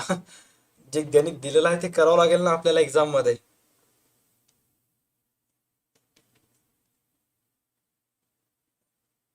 भागिले 6 करा, 2,000 येईल. 6,000, 4,000, 2. ह्या त्या तिघांचं गुडविल डिस्ट्रीब्यूट करून टाकायचं. 6, 4 आणि 2. ओके. हा, असं जमत नाही. प्रत्येक गणित तुम्हाला यायला पाहिजे. बोर व्हायलंय वगैरे हे सगळं असं जर बोललात तर कसं होईल मग. ओके. चलो, गुडविल तिघांचं 6, 4, 2 आलं. त्यांच्या त्यांच्या रेशोनुसार कॅपिटलला वाटून टाकला. इथं फक्त गोपालचंच कॅपिटल कॅल्क्युलेट करायचं आहे. त्यामुळं गोपालचं जर गुडविल पाहायला गेलं तर गोपालचं गुडविल येईल नियर अबाउट 2,000 रुपये. ओके. मी इथं कंसामध्ये असं लिहून टाकतो 2,000. तुम्ही गोपाल कॅपिटल अकाउंट जर तयार केला असेल तर त्याच्या CR साईडला जाऊन लिहायचं आहे बाय गुडविल अकाउंट्स 2,000. त्यानंतर सस्पेन्स अकाउंटचं प्रॉफिट कॅल्क्युलेट करायचं आहे मागच्या 2 वर्षाच्या आधारावर. चला, रेशो तुम्हाला माहित आहे. रेशो किती आहे त्याचा, 3:2:1 आहे. गोपाल किती महिने जिवंत होता ते सुद्धा कालावधी दिसायला. चला फटाफट कॅल्क्युलेट करा, सस्पेन्स अकाउंट किती येईल. सस्पेन्स अकाउंटचं प्रॉफिट किती येईल.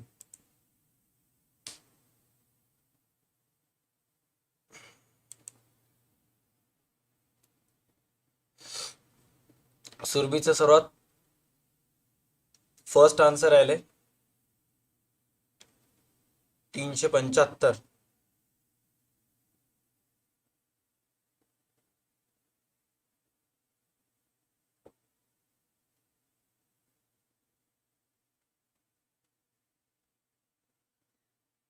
गणेश 750. चला आपण कॅल्क्युलेट करूयात. मागच्या 2 वर्षाचं म्हणलंय ना, तर बघा 6,000 आणि 12 या दोघांची बेरीज करायचं. हे लास्ट 2 इयर्स आहेत. ओके. तर मग मागच्या 2 वर्षाचं profit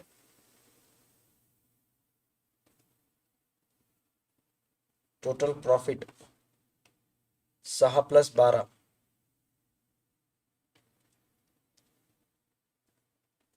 18. Average profit 9. Profit for period वर्षभराचं 9. त्यानं किती महिने जिवंत होता, 3 महिने जिवंत होता. वर्षभराचं 9,000 तर 312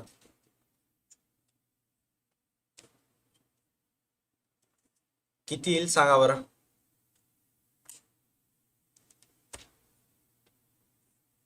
किती महिने जिवंत होता, 3 महिने जिवंत होता ना तो. वर्षभराचं 9,000 आलं. 2 वर्षाचं प्रॉफिट दिलं होतं 18. बस आता 9,000 भागिले 4 करायचा आहे. 9,000 भागिले 2 केला तर 4.5 आणि त्याच्या अर्धे केला तर 2250. आन्सर किती येईल? 2250. डन. आता ह्या 2250 जो आहे तो तिघांचा पूर्ण बिझनेसचा प्रॉफिट आहे. ओके, तुम्हाला त्याच्यामध्ये गोपालचा हिस्सा कॅल्क्युलेट करायचा आहे. गोपाल शेअर इन इट 2250 गुणिले त्याचा हिस्सा किती आहे? गोपालचा हिस्सा आहे 1/6. 1/6. बस 2250 भागिले 6 करा, आन्सर येऊन जाईल 375. डन. राईट, शबाश. बाकी ऑल डेटर्स वेअर गुड. कालच्या स्ट्रीम मध्ये सांगितलं होतं ऑल डेटर्स वेअर गुड. चला, 8,000ची पोस्टिंग ॲसेट आणि 1,000ची posting profit loss adjustment CR. सहमत असाल तर ए टाईप करायचं आहे, नसेल तर बी टाईप करायचं आहे. 8,000ची posting balance sheet asset side आणि 1,000ची पोस्टिंग रिव्हॅल्युएशन किंवा प्रॉफिट लॉस ऍडजस्टमेंटची CR साईड. सहमत? ए.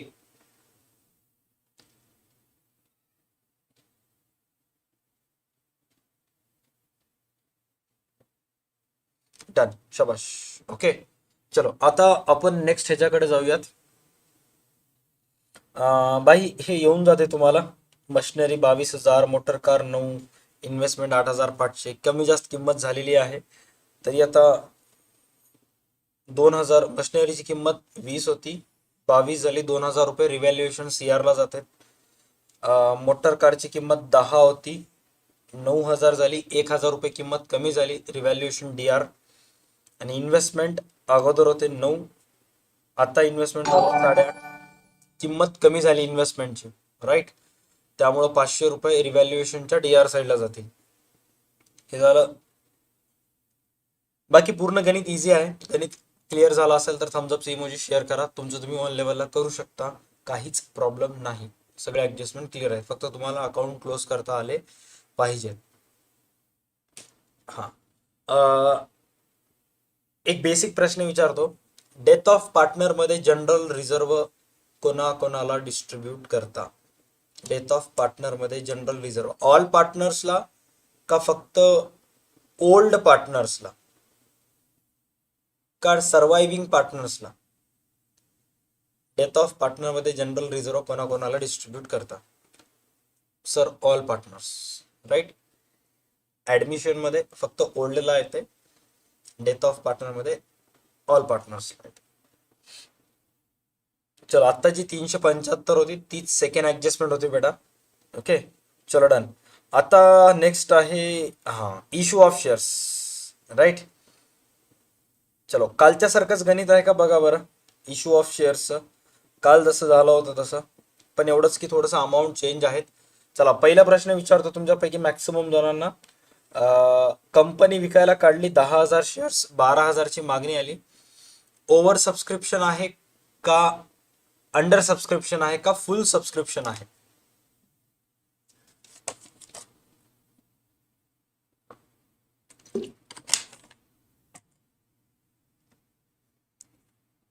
ओव्हर सबस्क्रिप्शन आहे. ओके, काल एंट्रा केलेलं पाहिजे होतं कुठेतरी. Just 1 second. हा, इथं हायच की, पूर्ण रेडी आहे आपल्याजवळ.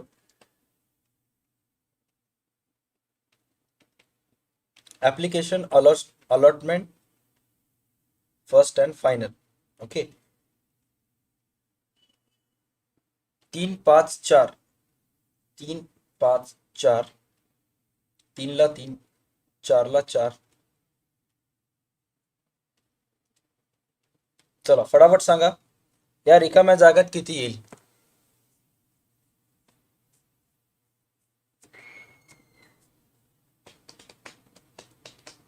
इकॉनॉमिक्स संध्याकाळी 8 वाजता आहे.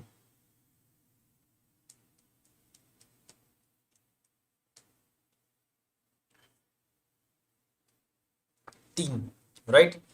कारण 10 रुपयाचे शेअर आहे. कंपनी किती रुपयाला विकाली? 12 रुपयाला विकाली. ओव्हर सबस्क्रिप्शन आहे. चला, पहिली एंट्री बघा. 12,000 गुणिले 3 होईल असं तुम्हाला वाटत असेल तर ए टाईप करायचंय. 10,000 गुणिले 3 टाईप होईल तर बी टाईप करायचंय.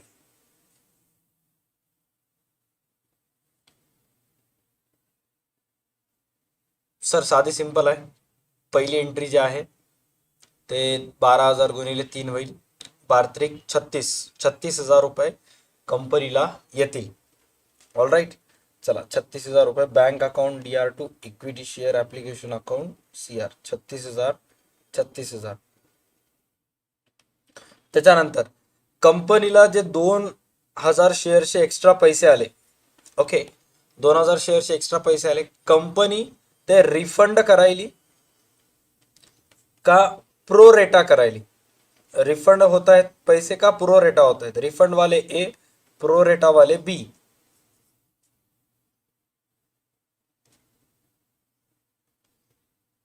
सर ते जे 2,000 शेअरचे पैसे आहेत ते काय होत आहेत? प्रो रेटा अलॉटमेंट होत आहेत.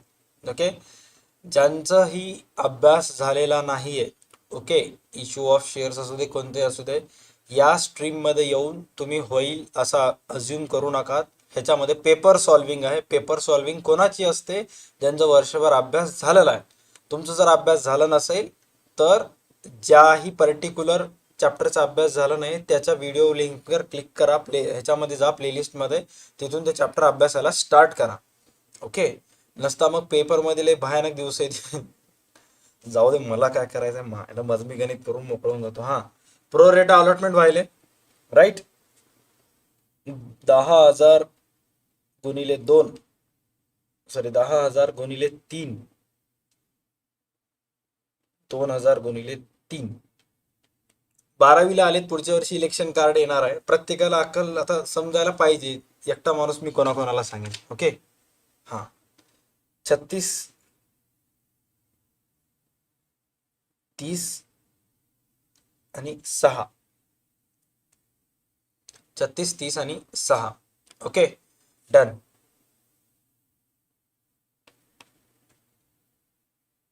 त्याच्यानंतर नेक्स्ट चेक करा. पुढची एंट्री होईल आता 10,000 गुणिले 5 प्रीमियमची. तर इथे येईल 50,000, 30,000, 20,000.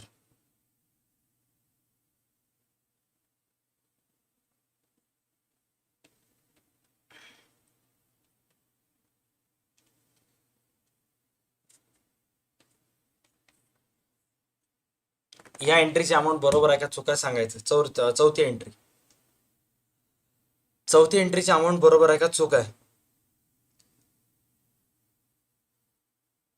गणित बघायचं. चौथी एंट्रीची अमाऊंट 44,000 येते, बरोबर का चूक?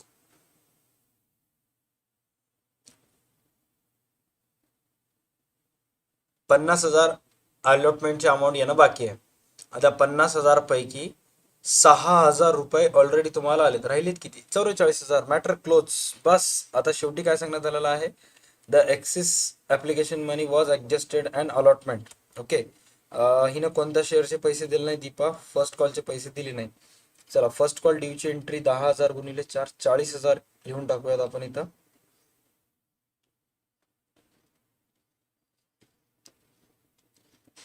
40,000. आणि दीपा किती शेअरचे पैसे दिले नाही तिनं? 20 गुणिले 4. दीपा 80 रुपये दिली नाही आपल्याला फक्त. ओके, तर एकूण यायला पाहिजे होते 40,000, आले नाहीत 80 रुपये. 39,920, 80, 40.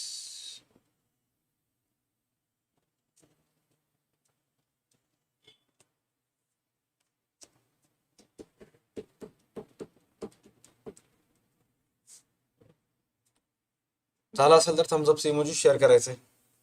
80 बरोबर आहे का?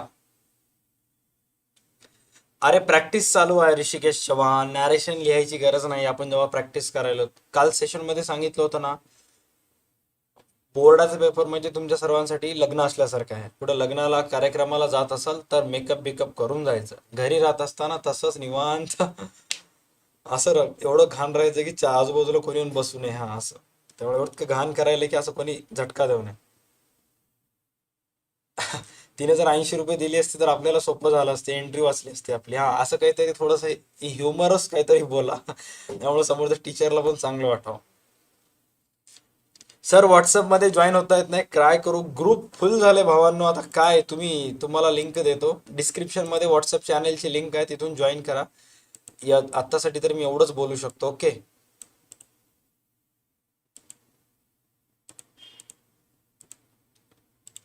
चला लिंक त्याची कॉपी करून टाकलो बघा, चेक करा. हा, याच्यावर जायचं. याच्यावर सगळे लिंक्स येतात व्हॉट्सअपमध्ये, सगळे यूट्यूबचे व्हिडिओज वगैरे आत्तापर्यंत टाकलेले आहेत. डन. चला, 4 गणिते झाले, डेथ झालं, इश्यू ऑफ शेअर झालं, एनपीओ झालं आणि फायनल अकाउंट झालं. ओके, आता निवांत वाटलेलं, एकदम रिलॅक्स. आता फक्त एक बिल ऑफ एक्सचेंज आहे, त्याचं काही टेन्शन नाही. हा. बाई थोडंसं ऍडजस्ट करा, कारण बिल ऑफ एक्सचेंज मध्ये गणिताचं लय बेकार आलेलं आहे. मी आणखी ह्याच्या चांगल्या पद्धतीने तुम्हाला शो करायचा प्रयत्न करतो. ओके,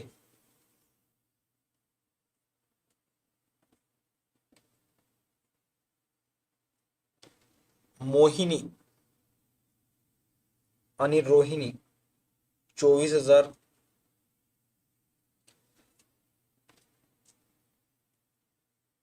तुम्ही हे गणित करणं गेलं तरी चालेल, कारण जेव्हा मी पीडीएफ सेंड करेल त्यावेळेस तुम्हाला आणखी क्लिअर दिसेल. तुम्ही फक्त इथं एंट्रीज चेक करा. तुम्हाला एंट्रीज कोणाच्या पुस्तकात करा म्हणून सांगितलेलं आहे, मोहिनीच्या पुस्तकात. ओके, तुम्ही फटाफट मोबाईल हातामध्ये घ्या. आता एंट्री टाईप करायची आपल्याला. पहिली एंट्री आहे सेल्सची. ओके, सेल्सची पहिली एंट्री, आपलं नाव आहे मोहिनी. पहिली एंट्री काय होईल?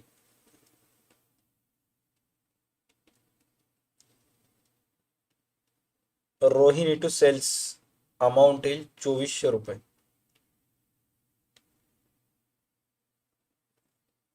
रोहिणी टू सेल्स 2400 रुपये. Very good Surabhi. त्यानंतर आता 2400 रुपयाचं वस्तू विकला म्हणजे आपण फुकट विकणार का? नाही. आपण काय करून घेणार? बिल ऍक्सेप्टेड करून घेणार. बिल आपल्या जवळ येईल. एंट्री होईल बिल्स रिसिवेबल टू रोहिणी 2400 रुपये. नेक्स्ट,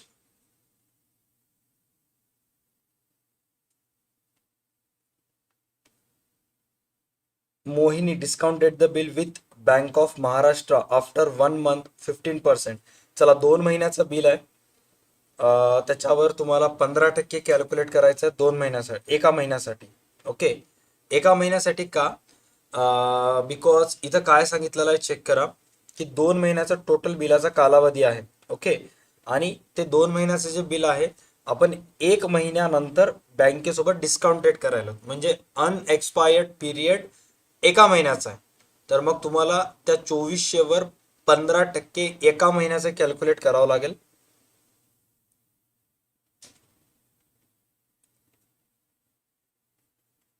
बस एवढं कॅल्क्युलेट करून सांगा किती रुपये येईल.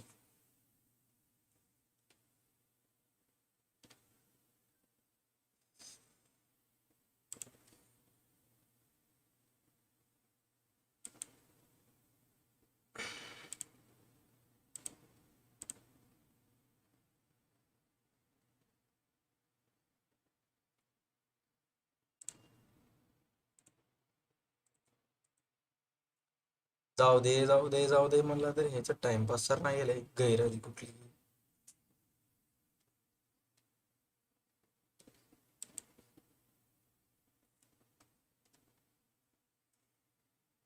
0 0 कट 2400, 2 0 कट 24 × 15 करा. 24 × 15 आन्सर येईल 360. 360/12 आन्सर येईल 30. तर डिस्काउंट किती रुपये येईल? 30 रुपये डिस्काउंट येईल. ओके, चला एंट्री काय होईल मग? डिस्काउंट जर 30 रुपये आलं तर एंट्री होईल cash bank discount to bills receivable 2370, 30 आणि 2400 रुपये. 2370, 30 आणि 2400 रुपये. ओके, हां, व्हेरी गुड. त्याच्यानंतर ऑब्व्हियसली आता काय होणार? The bill was dishonoured on the due date. Rohini requested Mohini to accept 400. आता ते बिल डिसऑनर केली तिनं, म्हणजे ऑब्व्हियसली नेक्स्ट एंट्री काय होणार, डिस्काउंटेड बिल कॅन्सलची. ज्याही वेळेस डिस्काउंटेड बिल कॅन्सल होईल, वापस आपल्याला रोहिणी पैसे देते आणि आपल्याकडून जे बँक पैसे दिली होती आपल्याला इथं 2370 रुपये, ते बँक वापस आपल्याकडून 2400 रुपये काढून घेते. मग एंट्री होईल Rohini account DR to bank account CR 2400 रुपये. Right, Rohini to bank. Next entry. चला, त्याच्यानंतर नेक्स्ट काय सांगितलेलं आहे तुम्हाला क्वेश्चन मध्ये. आता रोहिणी बिलाची ड्रॉवी रिक्वेस्ट करायली की 400 रुपये ऍक्सेप्ट कर पार्ट पेमेंटचे along with interest ₹55 in cash. मला फक्त एवढं सांगा, पार्ट पेमेंट किती रुपये असेल. ऑप्शन ए, गणिताचा इश्यू आहे, गणित पुढच्या ह्याच्यामध्ये मे बी मी क्लिअर घेण्याचा प्रयत्न करेन. ऑप्शन बी फक्त 55 का ऑप्शन सी पार्ट पेमेंट असेल 455. असे छोटे छोटे गणितच मॅक्सिमम जणांना कन्फ्युज मध्ये टाकतात.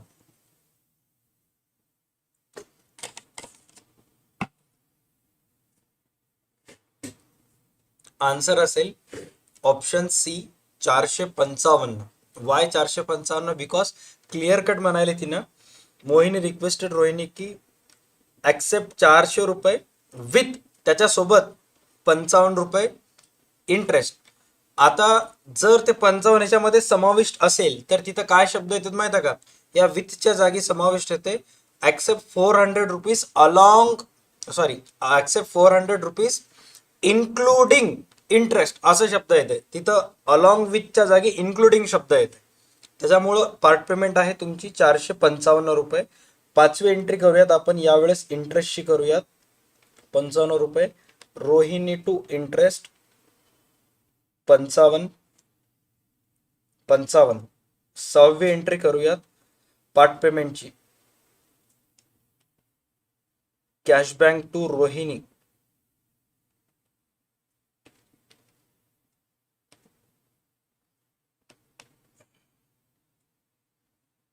455. Cash bank to Rohini 455. पैसे आले आपल्याजवळ. डन. ओके. त्याच्यानंतर नेक्स्ट आहे न्यू बिल ऍक्सेप्टन्स करावं लागेल. आता न्यू बिल वापस कितीचं ऍक्सेप्ट होईल सर? न्यू बिल ऍक्सेप्ट होईल बघा. आता अनेक मुलांना कन्फ्युजन होतंय. तुम्हाला ती सुरुवातीला बिलाचे 2400 रुपये देणं बाकी होती, प्लस 55 रुपये इंटरेस्ट लावलात, म्हणजे एकूण तुम्हाला रोहिणीकडून 2455 येणं बाकी होते. ओके, त्यापैकी 455 रुपये तिने दिली, शिल्लक किती राहिले? 2000. तुम्हाला असं वाटते का न्यू बिल 2000चं होईल? न्यू बिल किती हजारचं होईल? 2000चं होईल.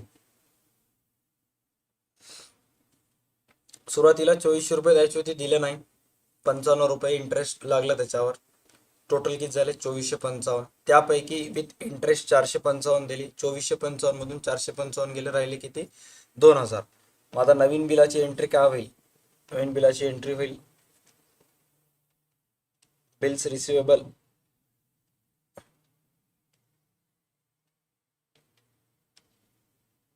Receivable account DR to Rohini 2000.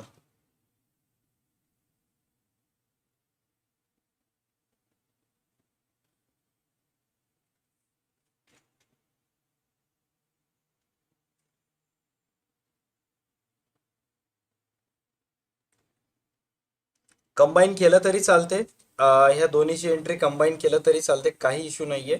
But मला असं वाटते की सेपरेट करायला पाहिजे. कुठं थोडंफार अमाऊंट वगैरे चुकलं, काही झालं तरी दोन्ही एंट्रीचे मार्क जातात. ओके. त्याच्यानंतर लास्ट एंट्रीमध्ये काय सांगण्यात आलेलं आहे? But Rohini become insolvent, only 25% amount could be recovered from our private estate. आता मला सांगायचं, इथून पुढे ह्याच्या पुढे किती एंट्रीज होतात? जर तुम्हाला असं वाटत असेल की सर एकच एंट्री होते डायरेक्ट इन्सॉल्वन्सीची, तर ए. तुम्हाला असं वाटत असेल 2 एंट्रीज करावं लागतात सर, एक न्यू बिल डिझॉनरची आणि एक इन्सॉल्व्हन्सी सर बी टाईप करायचं, काय वाटतं?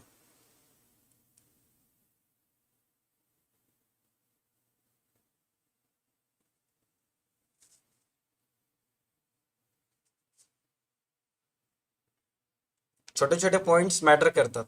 येस सर, कंबाईन एंट्री होईल, राईट. सॉरी, कंबाईन म्हणालो. 2 एंट्रीज होतील. एक एंट्री होईल बॅड डेट्स डिझॉनरची आणि एक एंट्री होईल इन्सॉल्व्हन्सीची. डिझॉनरची एंट्री काय होईल? डिझॉनरच्या एंट्रीला दिमाग लावायचं नाही, याच एंट्रीच्या उलट करून टाकायचं.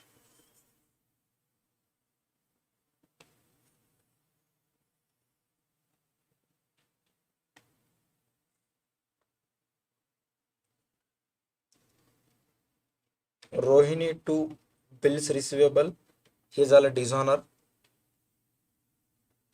ओके. 90 एंट्री तुम्हाला करायची आहे इन्सॉल्व्हन्सीची. Cash oblique bank, bad debts, cash bank account D R, bad debts account D R 2, bills dishonour झालेला आहे, बिल्स येत नाही, तिचं नाव येते, तिचं अकाउंट्स आपल्याला क्लोज करायचं, रोहिणी अकाउंट सी आर. चला, 2000च्या 30% अमाऊंट काय म्हणलेला आहे? 20% अमाऊंट रिकवर्ड म्हणलेला आहे, म्हणजे 25% झाले. 2000च्या 25% किती होतात? 500. बुडाले किती? 1500. राहिले 2000. बिल ऑफ एक्सचेंज सुद्धा matter close. Okay. Total of journal, जर समजा साधं सिंपल लॉजिक आहे, तुम्हाला पटू दे किंवा न पटू दे, अनेक पुस्तकामध्ये टोटल ऑफ जर्नल दिलेली नाहीये. खूप सारे टीचर्स अनफॉर्च्युनेटली असं सांगतात की टोटल ऑफ जर्नल करायचं नाही. बट इफ इन केस तुम्ही जर आउट ऑफ मार्क्स घेतलात, तुमचा पेपर जेव्हा तुम्ही 90च्या वर जाता किंवा 95च्या वर जाता, त्यावेळेस तुमचा पेपर चीफ मॉडरेटर चेक करतो. पेपर जो चेक करतो तो चीफ मॉडरेटर चेक करतो. ह्याच्यामध्ये हे पण तुमच्याजवळ असेल, हा बारकोड, आज बारकोडवर सॉल्व करा असं सांगलं होतं. इथे चेक करा, इथे 3 नावं दिलेली आहेत खालच्या बाजूला. तर खालचं नाव सर्वात चीफ मॉडरेटर आहे, तो चेक करतो. आणि तो जेव्हा चेक करत असतो असं भिंग घेऊन चेक करतो, कुठं ह्या कडूचे 1 मार्क कट करू. आणि मग तेवढ्यातल्या तेवढं जर तुम्ही टोटल ऑफ जर्नल लिहिला नाही, तर मग बरोबर 1 मार्क त्यानं कट करते. हा, त्यामुळं करावे लागतील. नॅरेशन सुद्धा कंपल्सरी आहे. गणित लवकर व्हावं म्हणून मी इथं लिहिलं नाही.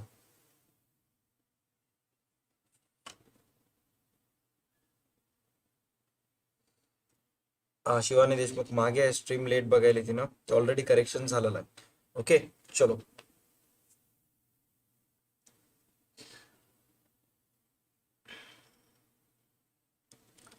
डिझॉल्युशन.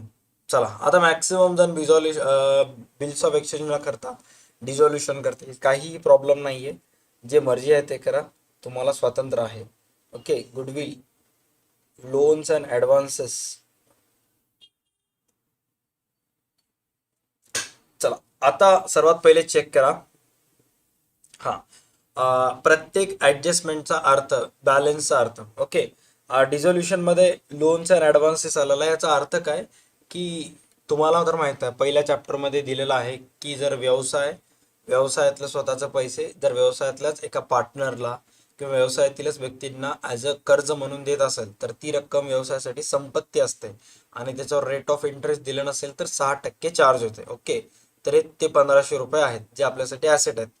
डेटर्स तुम्हाला माहित आहे, गुडविल माहित आहे, प्लांट माहित आहे, सगळंच माहित आहे. ओके.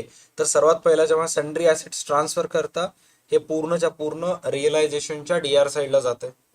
त्याच्यानंतर हे पार्टनर्स कॅपिटलच्या सीआर साईडला जाते. आणि हे क्रेडिटर्स आणि bills payable by sundry liabilities मध्ये जाते. ओके. आता चेक करा, तुम्हाला गणितामध्ये लोन अकाउंट्स तयार करा म्हणलेलं आहे का? Yes or no? Loan accounts तयार करा म्हणलेलं आहे का सर? लोन अकाउंट्स तयार करा म्हणलेलं नाही. ओके. तर आता जर तुम्ही लोन अकाउंट तयार केलात तर एका पद्धतीने ह्या गणिताची पोस्टिंग होते. जर लोन अकाउंट तयार केला नाहीत तर एका पद्धतीने पोस्टिंग होते. दोन्ही पद्धतीने सांगतो, व्यवस्थित माइंड, दिमाग शांत ठेवून लक्षात घ्यायचं. कारण ऍडमिशन, रिटायरमेंट, डेथ मध्ये जसं गुडविल कन्फ्यूज करते, तसं डिझॉल्युशन मध्ये लोन अकाउंट कन्फ्यूज करते. राईट, जे की अनेक टीचर्सला सुद्धा जमत नाही, किंवा मी जे आता मेथड सांगणार आहोत ते मेथड सांगलं तर अनेक मुलं म्हणतात की ये कब हुआ असं म्हणतात. ओके, हां, कारण ज्यानं सिलेबस 2008-10 पासून बघत आलेला आहे त्याला ऑटोमॅटिक कळून जाते की लोन अकाउंटचे ट्रीटमेंट कसे आहेत ते. ओके, आपण एक एक चेक करूया. सर्वात पहिले मला सांगा, ऍसेट रिअलाइज मध्ये 18,000 रुपये सांगितलेलं आहे, गुडविलचे 7,500 सांगलेलं आहे, आणि लोनचा ऍडव्हान्सचे 1,200. म्हणजे काय, हे तिन्ही ऍसेट्स, लँड 18,000ला विकला तुम्ही, गुडविल 7,500ला, आणि लोनचा ऍडव्हान्स 1,200 रुपयाला विकून टाकला.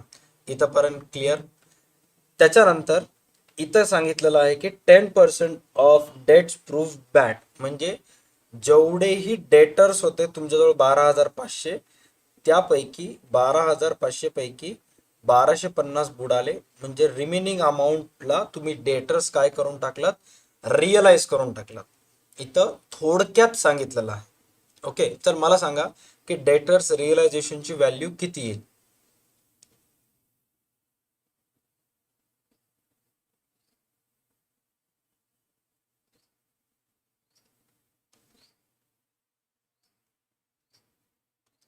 डेटर्स रिअलायझेशनची व्हॅल्यू किती येईल?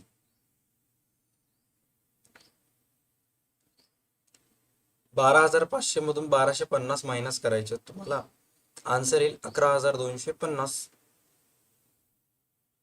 खूप सारे जण स्ट्रीम मध्ये मागे पुढे आहेत, एक 15 ते 20 जण असतील की जे लाईव्ह आहेत. ओके, आन्सर येईल 11,250. म्हणजे 11,250 ला तुम्ही काय केलात, डेटर्स रिअलाइज करून टाकलात. Right, done.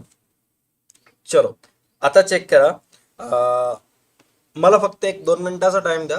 ही जी ऍडजस्टमेंट आहे पब्लिक, मी ह्याला सर्वात शेवटी सांगतो, ऍट द एंड सांगतो. ओके, आणि जर DA2 अकॅडमीचे ऑफलाईनचे कोणी स्टुडंट बघत असतील तर बाकी मुलांना मेसेज करा की स्ट्रीम चालू झाल्यानंतर 1 तास 37 मिनिट 9 सेकंद 10 सेकंद पासून बघायला चालू करा म्हणावं. लई महत्वाचं खजाना आहे म्हणावं तिथे. ओके, हां, कारण हा पार्ट ऑफलाईनमध्ये जास्त वेळ झालेला नाहीये आणि बिल ऑफ एक्सचेंजवर सगळ्यांचा फोकस आहे. डन. चलो, आता चेक करा. क्रेडिटर्स आणि bills payable paid at a discount बनलेला आहे. तर मग क्रेडिटर्स आणि बिल्स पेबल तुम्ही काय करता, पेड करता. 12,000वर 5% डिस्काउंट आणि 2,000वर 5% डिस्काउंट. म्हणजे जर समजा तुम्ही असं या पद्धतीने रिअलायझेशन अकाउंट जर तयार केलं,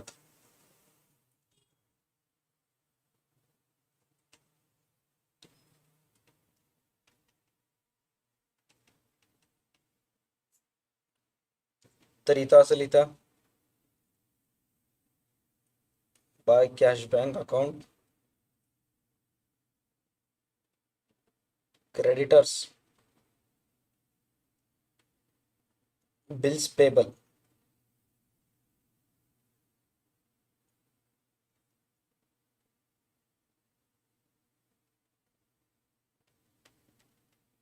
सन्ड्री लायबिलिटीज मध्ये तर ऑब्व्हियसली आपण लिहिणारच आहोत. राईट,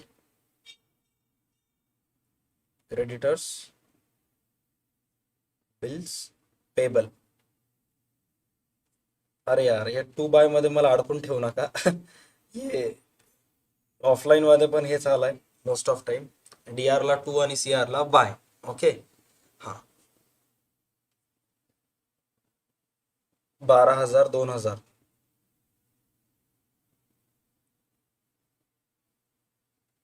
12,000 2,000. मी अनेक वेळा ऑफलाईनच्या स्टुडंटला सांगत असतो की हे इथं न लिहिता इनरला लिहिता डायरेक्ट आउटरला लिहा. का, याच गणितासाठी, अशा प्रकारच्या गणितासाठी. ओके, आता इकडं 12,000 2,000 लिहिलं. आता चेक करा,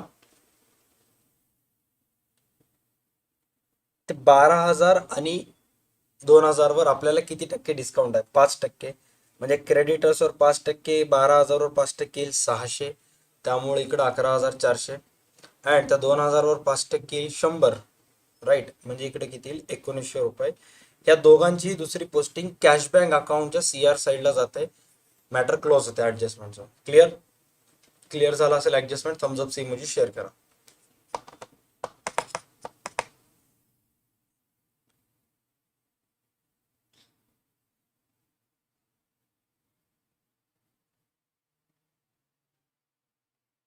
राईट, शबाश. ओके. हा, एंट्री काय होईल? Realisation account DR2, cash bank account CR entry झाली. आता इथं प्लांट टेकन ओव्हर केला, तर या प्लांट टेकन ओव्हरची एंट्री काय होईल? Prabhakar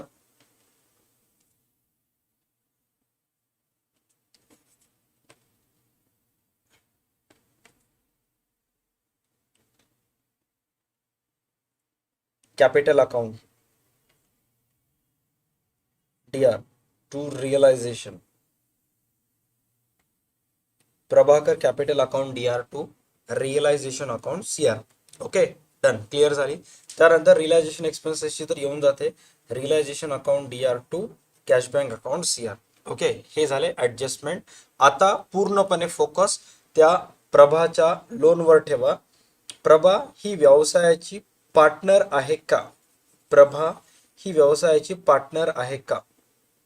yes or no? Prabhas loan.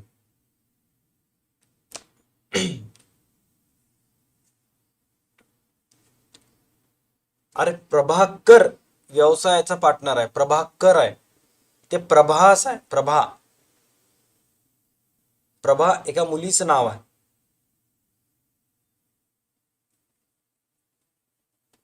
Right.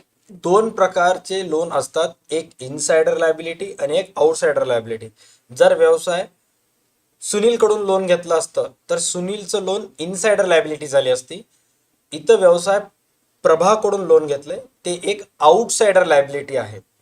Okay, आता मला सांगा, जर डिझोल्युशन मध्ये लोन अकाउंट आलं तर तुम्ही तुमच्या ट्युशन मधल्या सरांनी किंवा कॉलेज मधल्या सरांनी लोन अकाउंट आला असेल आउटसाइडर तर लोन अकाउंट तयार करा असं सांगितलेलं आहे का?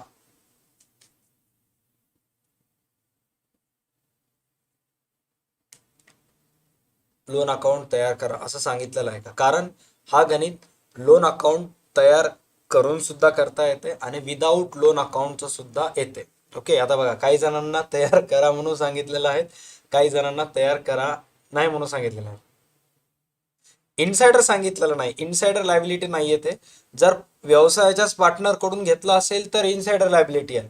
ओके, या पर्टिक्युलर टॉपिकवर एका स्टुडंट सोबत मी एका लाईव्ह स्ट्रीम मध्ये 15 ते 20 मिनिट भांडणं केलेलं आहे. म्हणजे शाब्दिक देवाणघेवाण झाली, त्यानं म्हणते हे, ह्यानं म्हणते ते, असं तसं. राईट. आता जर लोन अकाउंट तयार केला तर कशा पद्धतीनं होईल, आणि लोन अकाउंट तयार केलं नाही तर मग कशा पद्धतीने होईल चेक करा. Okay, just 1 second.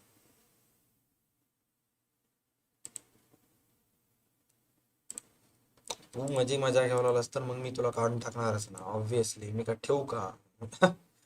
No no no no, yes yes yes yes. आता मर, तू गेलास, तू 24 घंटे काहीच कमेंट करता येणार तू. ओके, आता सर्वात पहिले बघा, जो लोन अकाउंट तयार केला नाही तर कशा पद्धतीने पोस्टिंग होते चेक करा. ओके,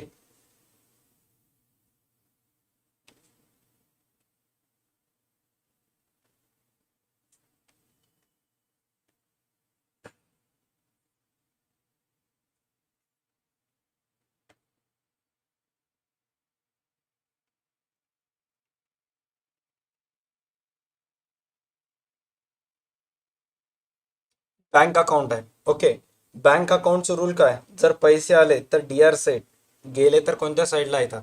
CR साईडला येतात. ओके, डन, इथंपर्यंत क्लिअर आहे डिझोल्युशन मध्ये. तर सर्वात पहिले काय करायचं, आता हे मी कोणासाठी सांगायलो? ज्यांनीही लोन अकाउंट्स तयार करणार नाहीत त्यांच्यासाठी. ओके, सर्वात पहिले इथं CR ला यायचं, इथं लिहायचं Prabhas loan 10,000 without loan account. त्याच्यानंतर इथं DR ला यायचं, इथे सुद्धा लिहायचं to bank account Prabhas loan 10,000 interest 600 रुपये, 10,600. दुसरी पोस्टिंग बँक अकाउंटच्या CR साईडला बाय रिअलायझेशन अकाउंट 10,600. 10,000 किती रुपये येईल? 600.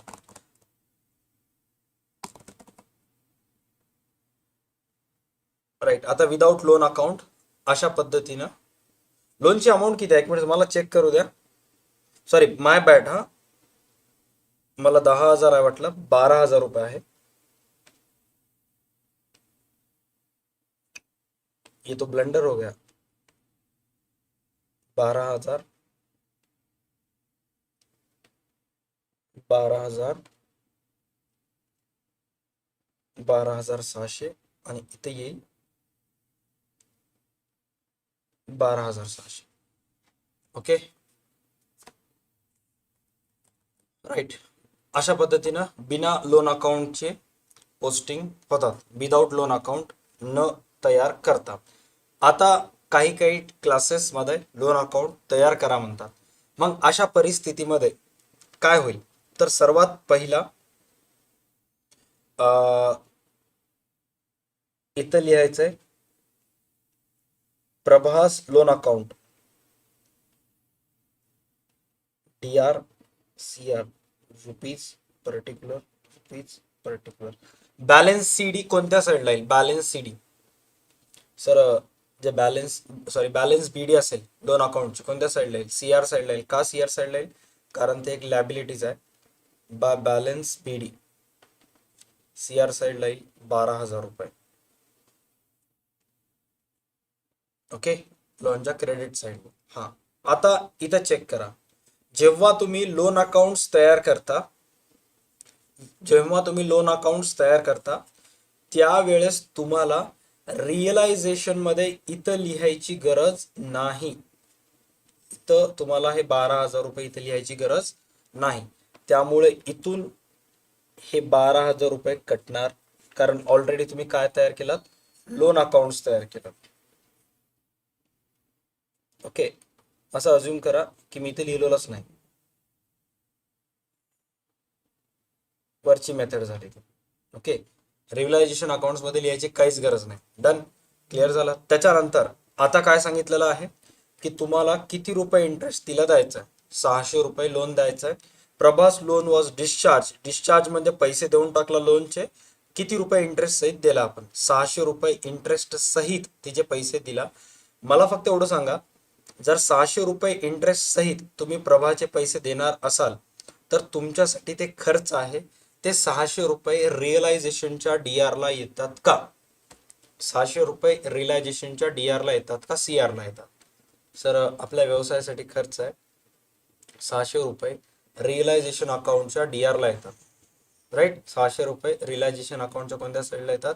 DR साईडला येतात. इथे लिहायचं टू प्रभास लोन किती? 600. इथं लिहून तुम्ही व्यवसायाचा खर्च दर्शवला. आता याची दुसरी पोस्टिंग लोन अकाउंटच्या CR साईडला जायचं. बाय रिअलायझेशन अकाउंट्स 600, 12,600 डिस्चार्ज केला. डिस्चार्ज केल्यानंतर एंट्री काय होते? डिस्चार्ज केल्यानंतर एंट्री होते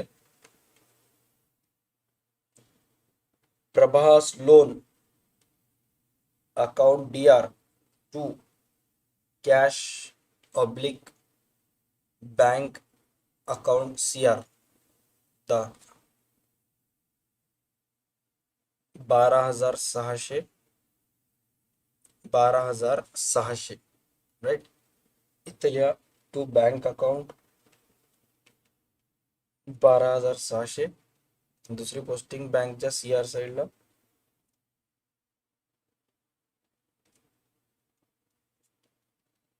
12,600.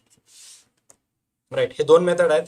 या दोन्हीपैकी कोणतीही मेथड करा, गणित बरोबर येते. फक्त प्रॅक्टिस पाहिजे. आता ज्याचं डिझोल्युशनची प्रॅक्टिस एकदम व्यवस्थित पद्धतशीर झालेली आहे त्याला ऑटोमॅटिक येऊन जाते. ज्याची प्रॅक्टिस झालं नाही त्यानं संपलाच. Okay, right. आणि लोनवर खूप व्हिडिओज मी ऑलरेडी टाकलेले आहेत आपल्या प्लेलिस्टमध्ये, चेक केला तर.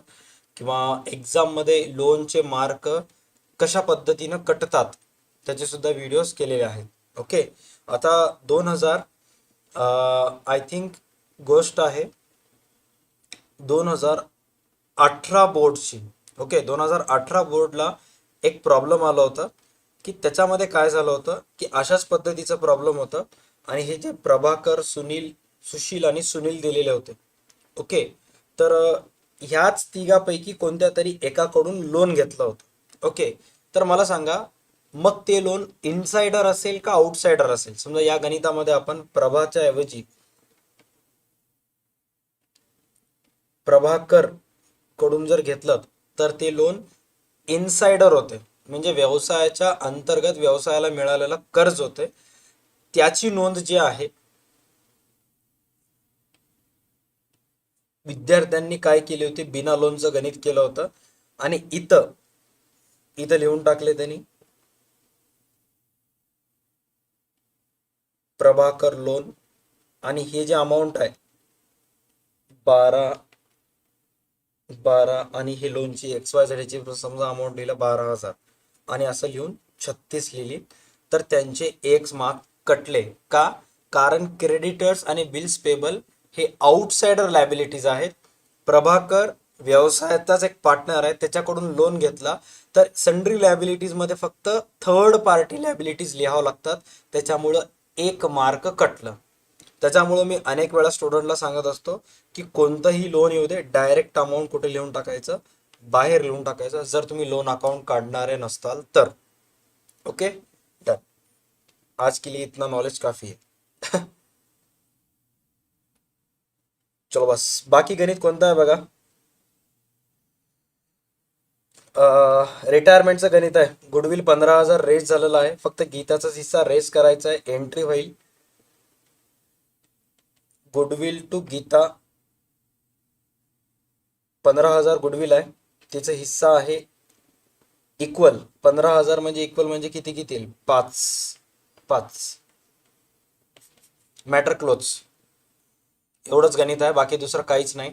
ऑलरेडी 5% येते, हे सुद्धा तुम्हाला कॅल्क्युलेट करता येते. मेन राहिलं गुडविल, एंट्री होईल goodwill account DR to Geeta account या विषय समाप्त.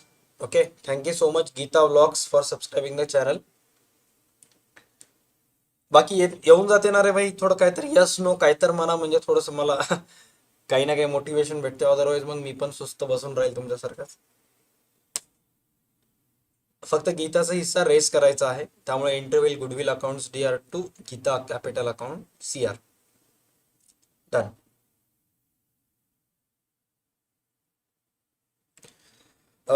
लास्ट गणित आहे ऍडमिशन ऑफ पार्टनरचं. 2 तासाच्यात भाई पेपर होलाले, मग एकदम सुकून वाटलेलं आहे.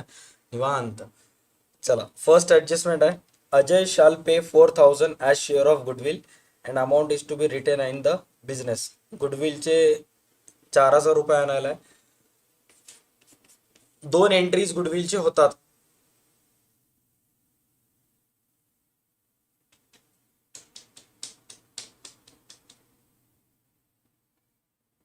दोन एंट्रीज होतात गुडविलचे.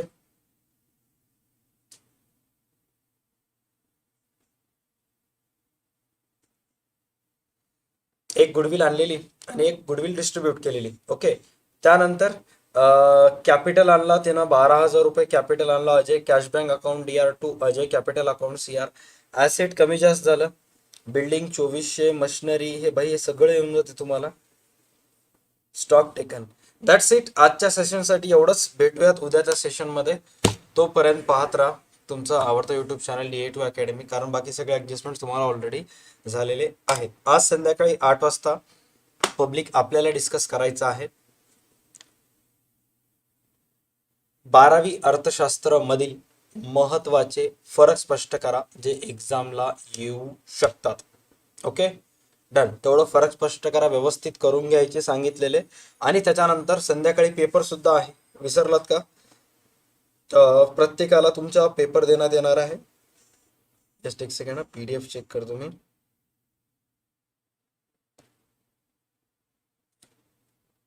राईट, आज पेपर कशाचा आहे? आज 1 मार्च आहे. तर NPO आणि मागणीचे विश्लेषण यावर आज पेपर असणार आहे. तर एनपीओ आणि मागणीच्या विश्लेषणाचा अभ्यास व्यवस्थित करून घेणे आणि उद्या अर्ली मॉर्निंग सकाळी 11 वाजता एनपीओ ची लाईव्ह स्ट्रीम सुद्धा असेल. ओके. आजचं सेशन एकदम भारी झालेलं आहे. आजचा पेपर सुद्धा चांगलं होता. आता ज्यांचं रोज 7 दिवस 7 पेपर होणार आहेत. ओके. 29 तारखेला पण पेपर झाला.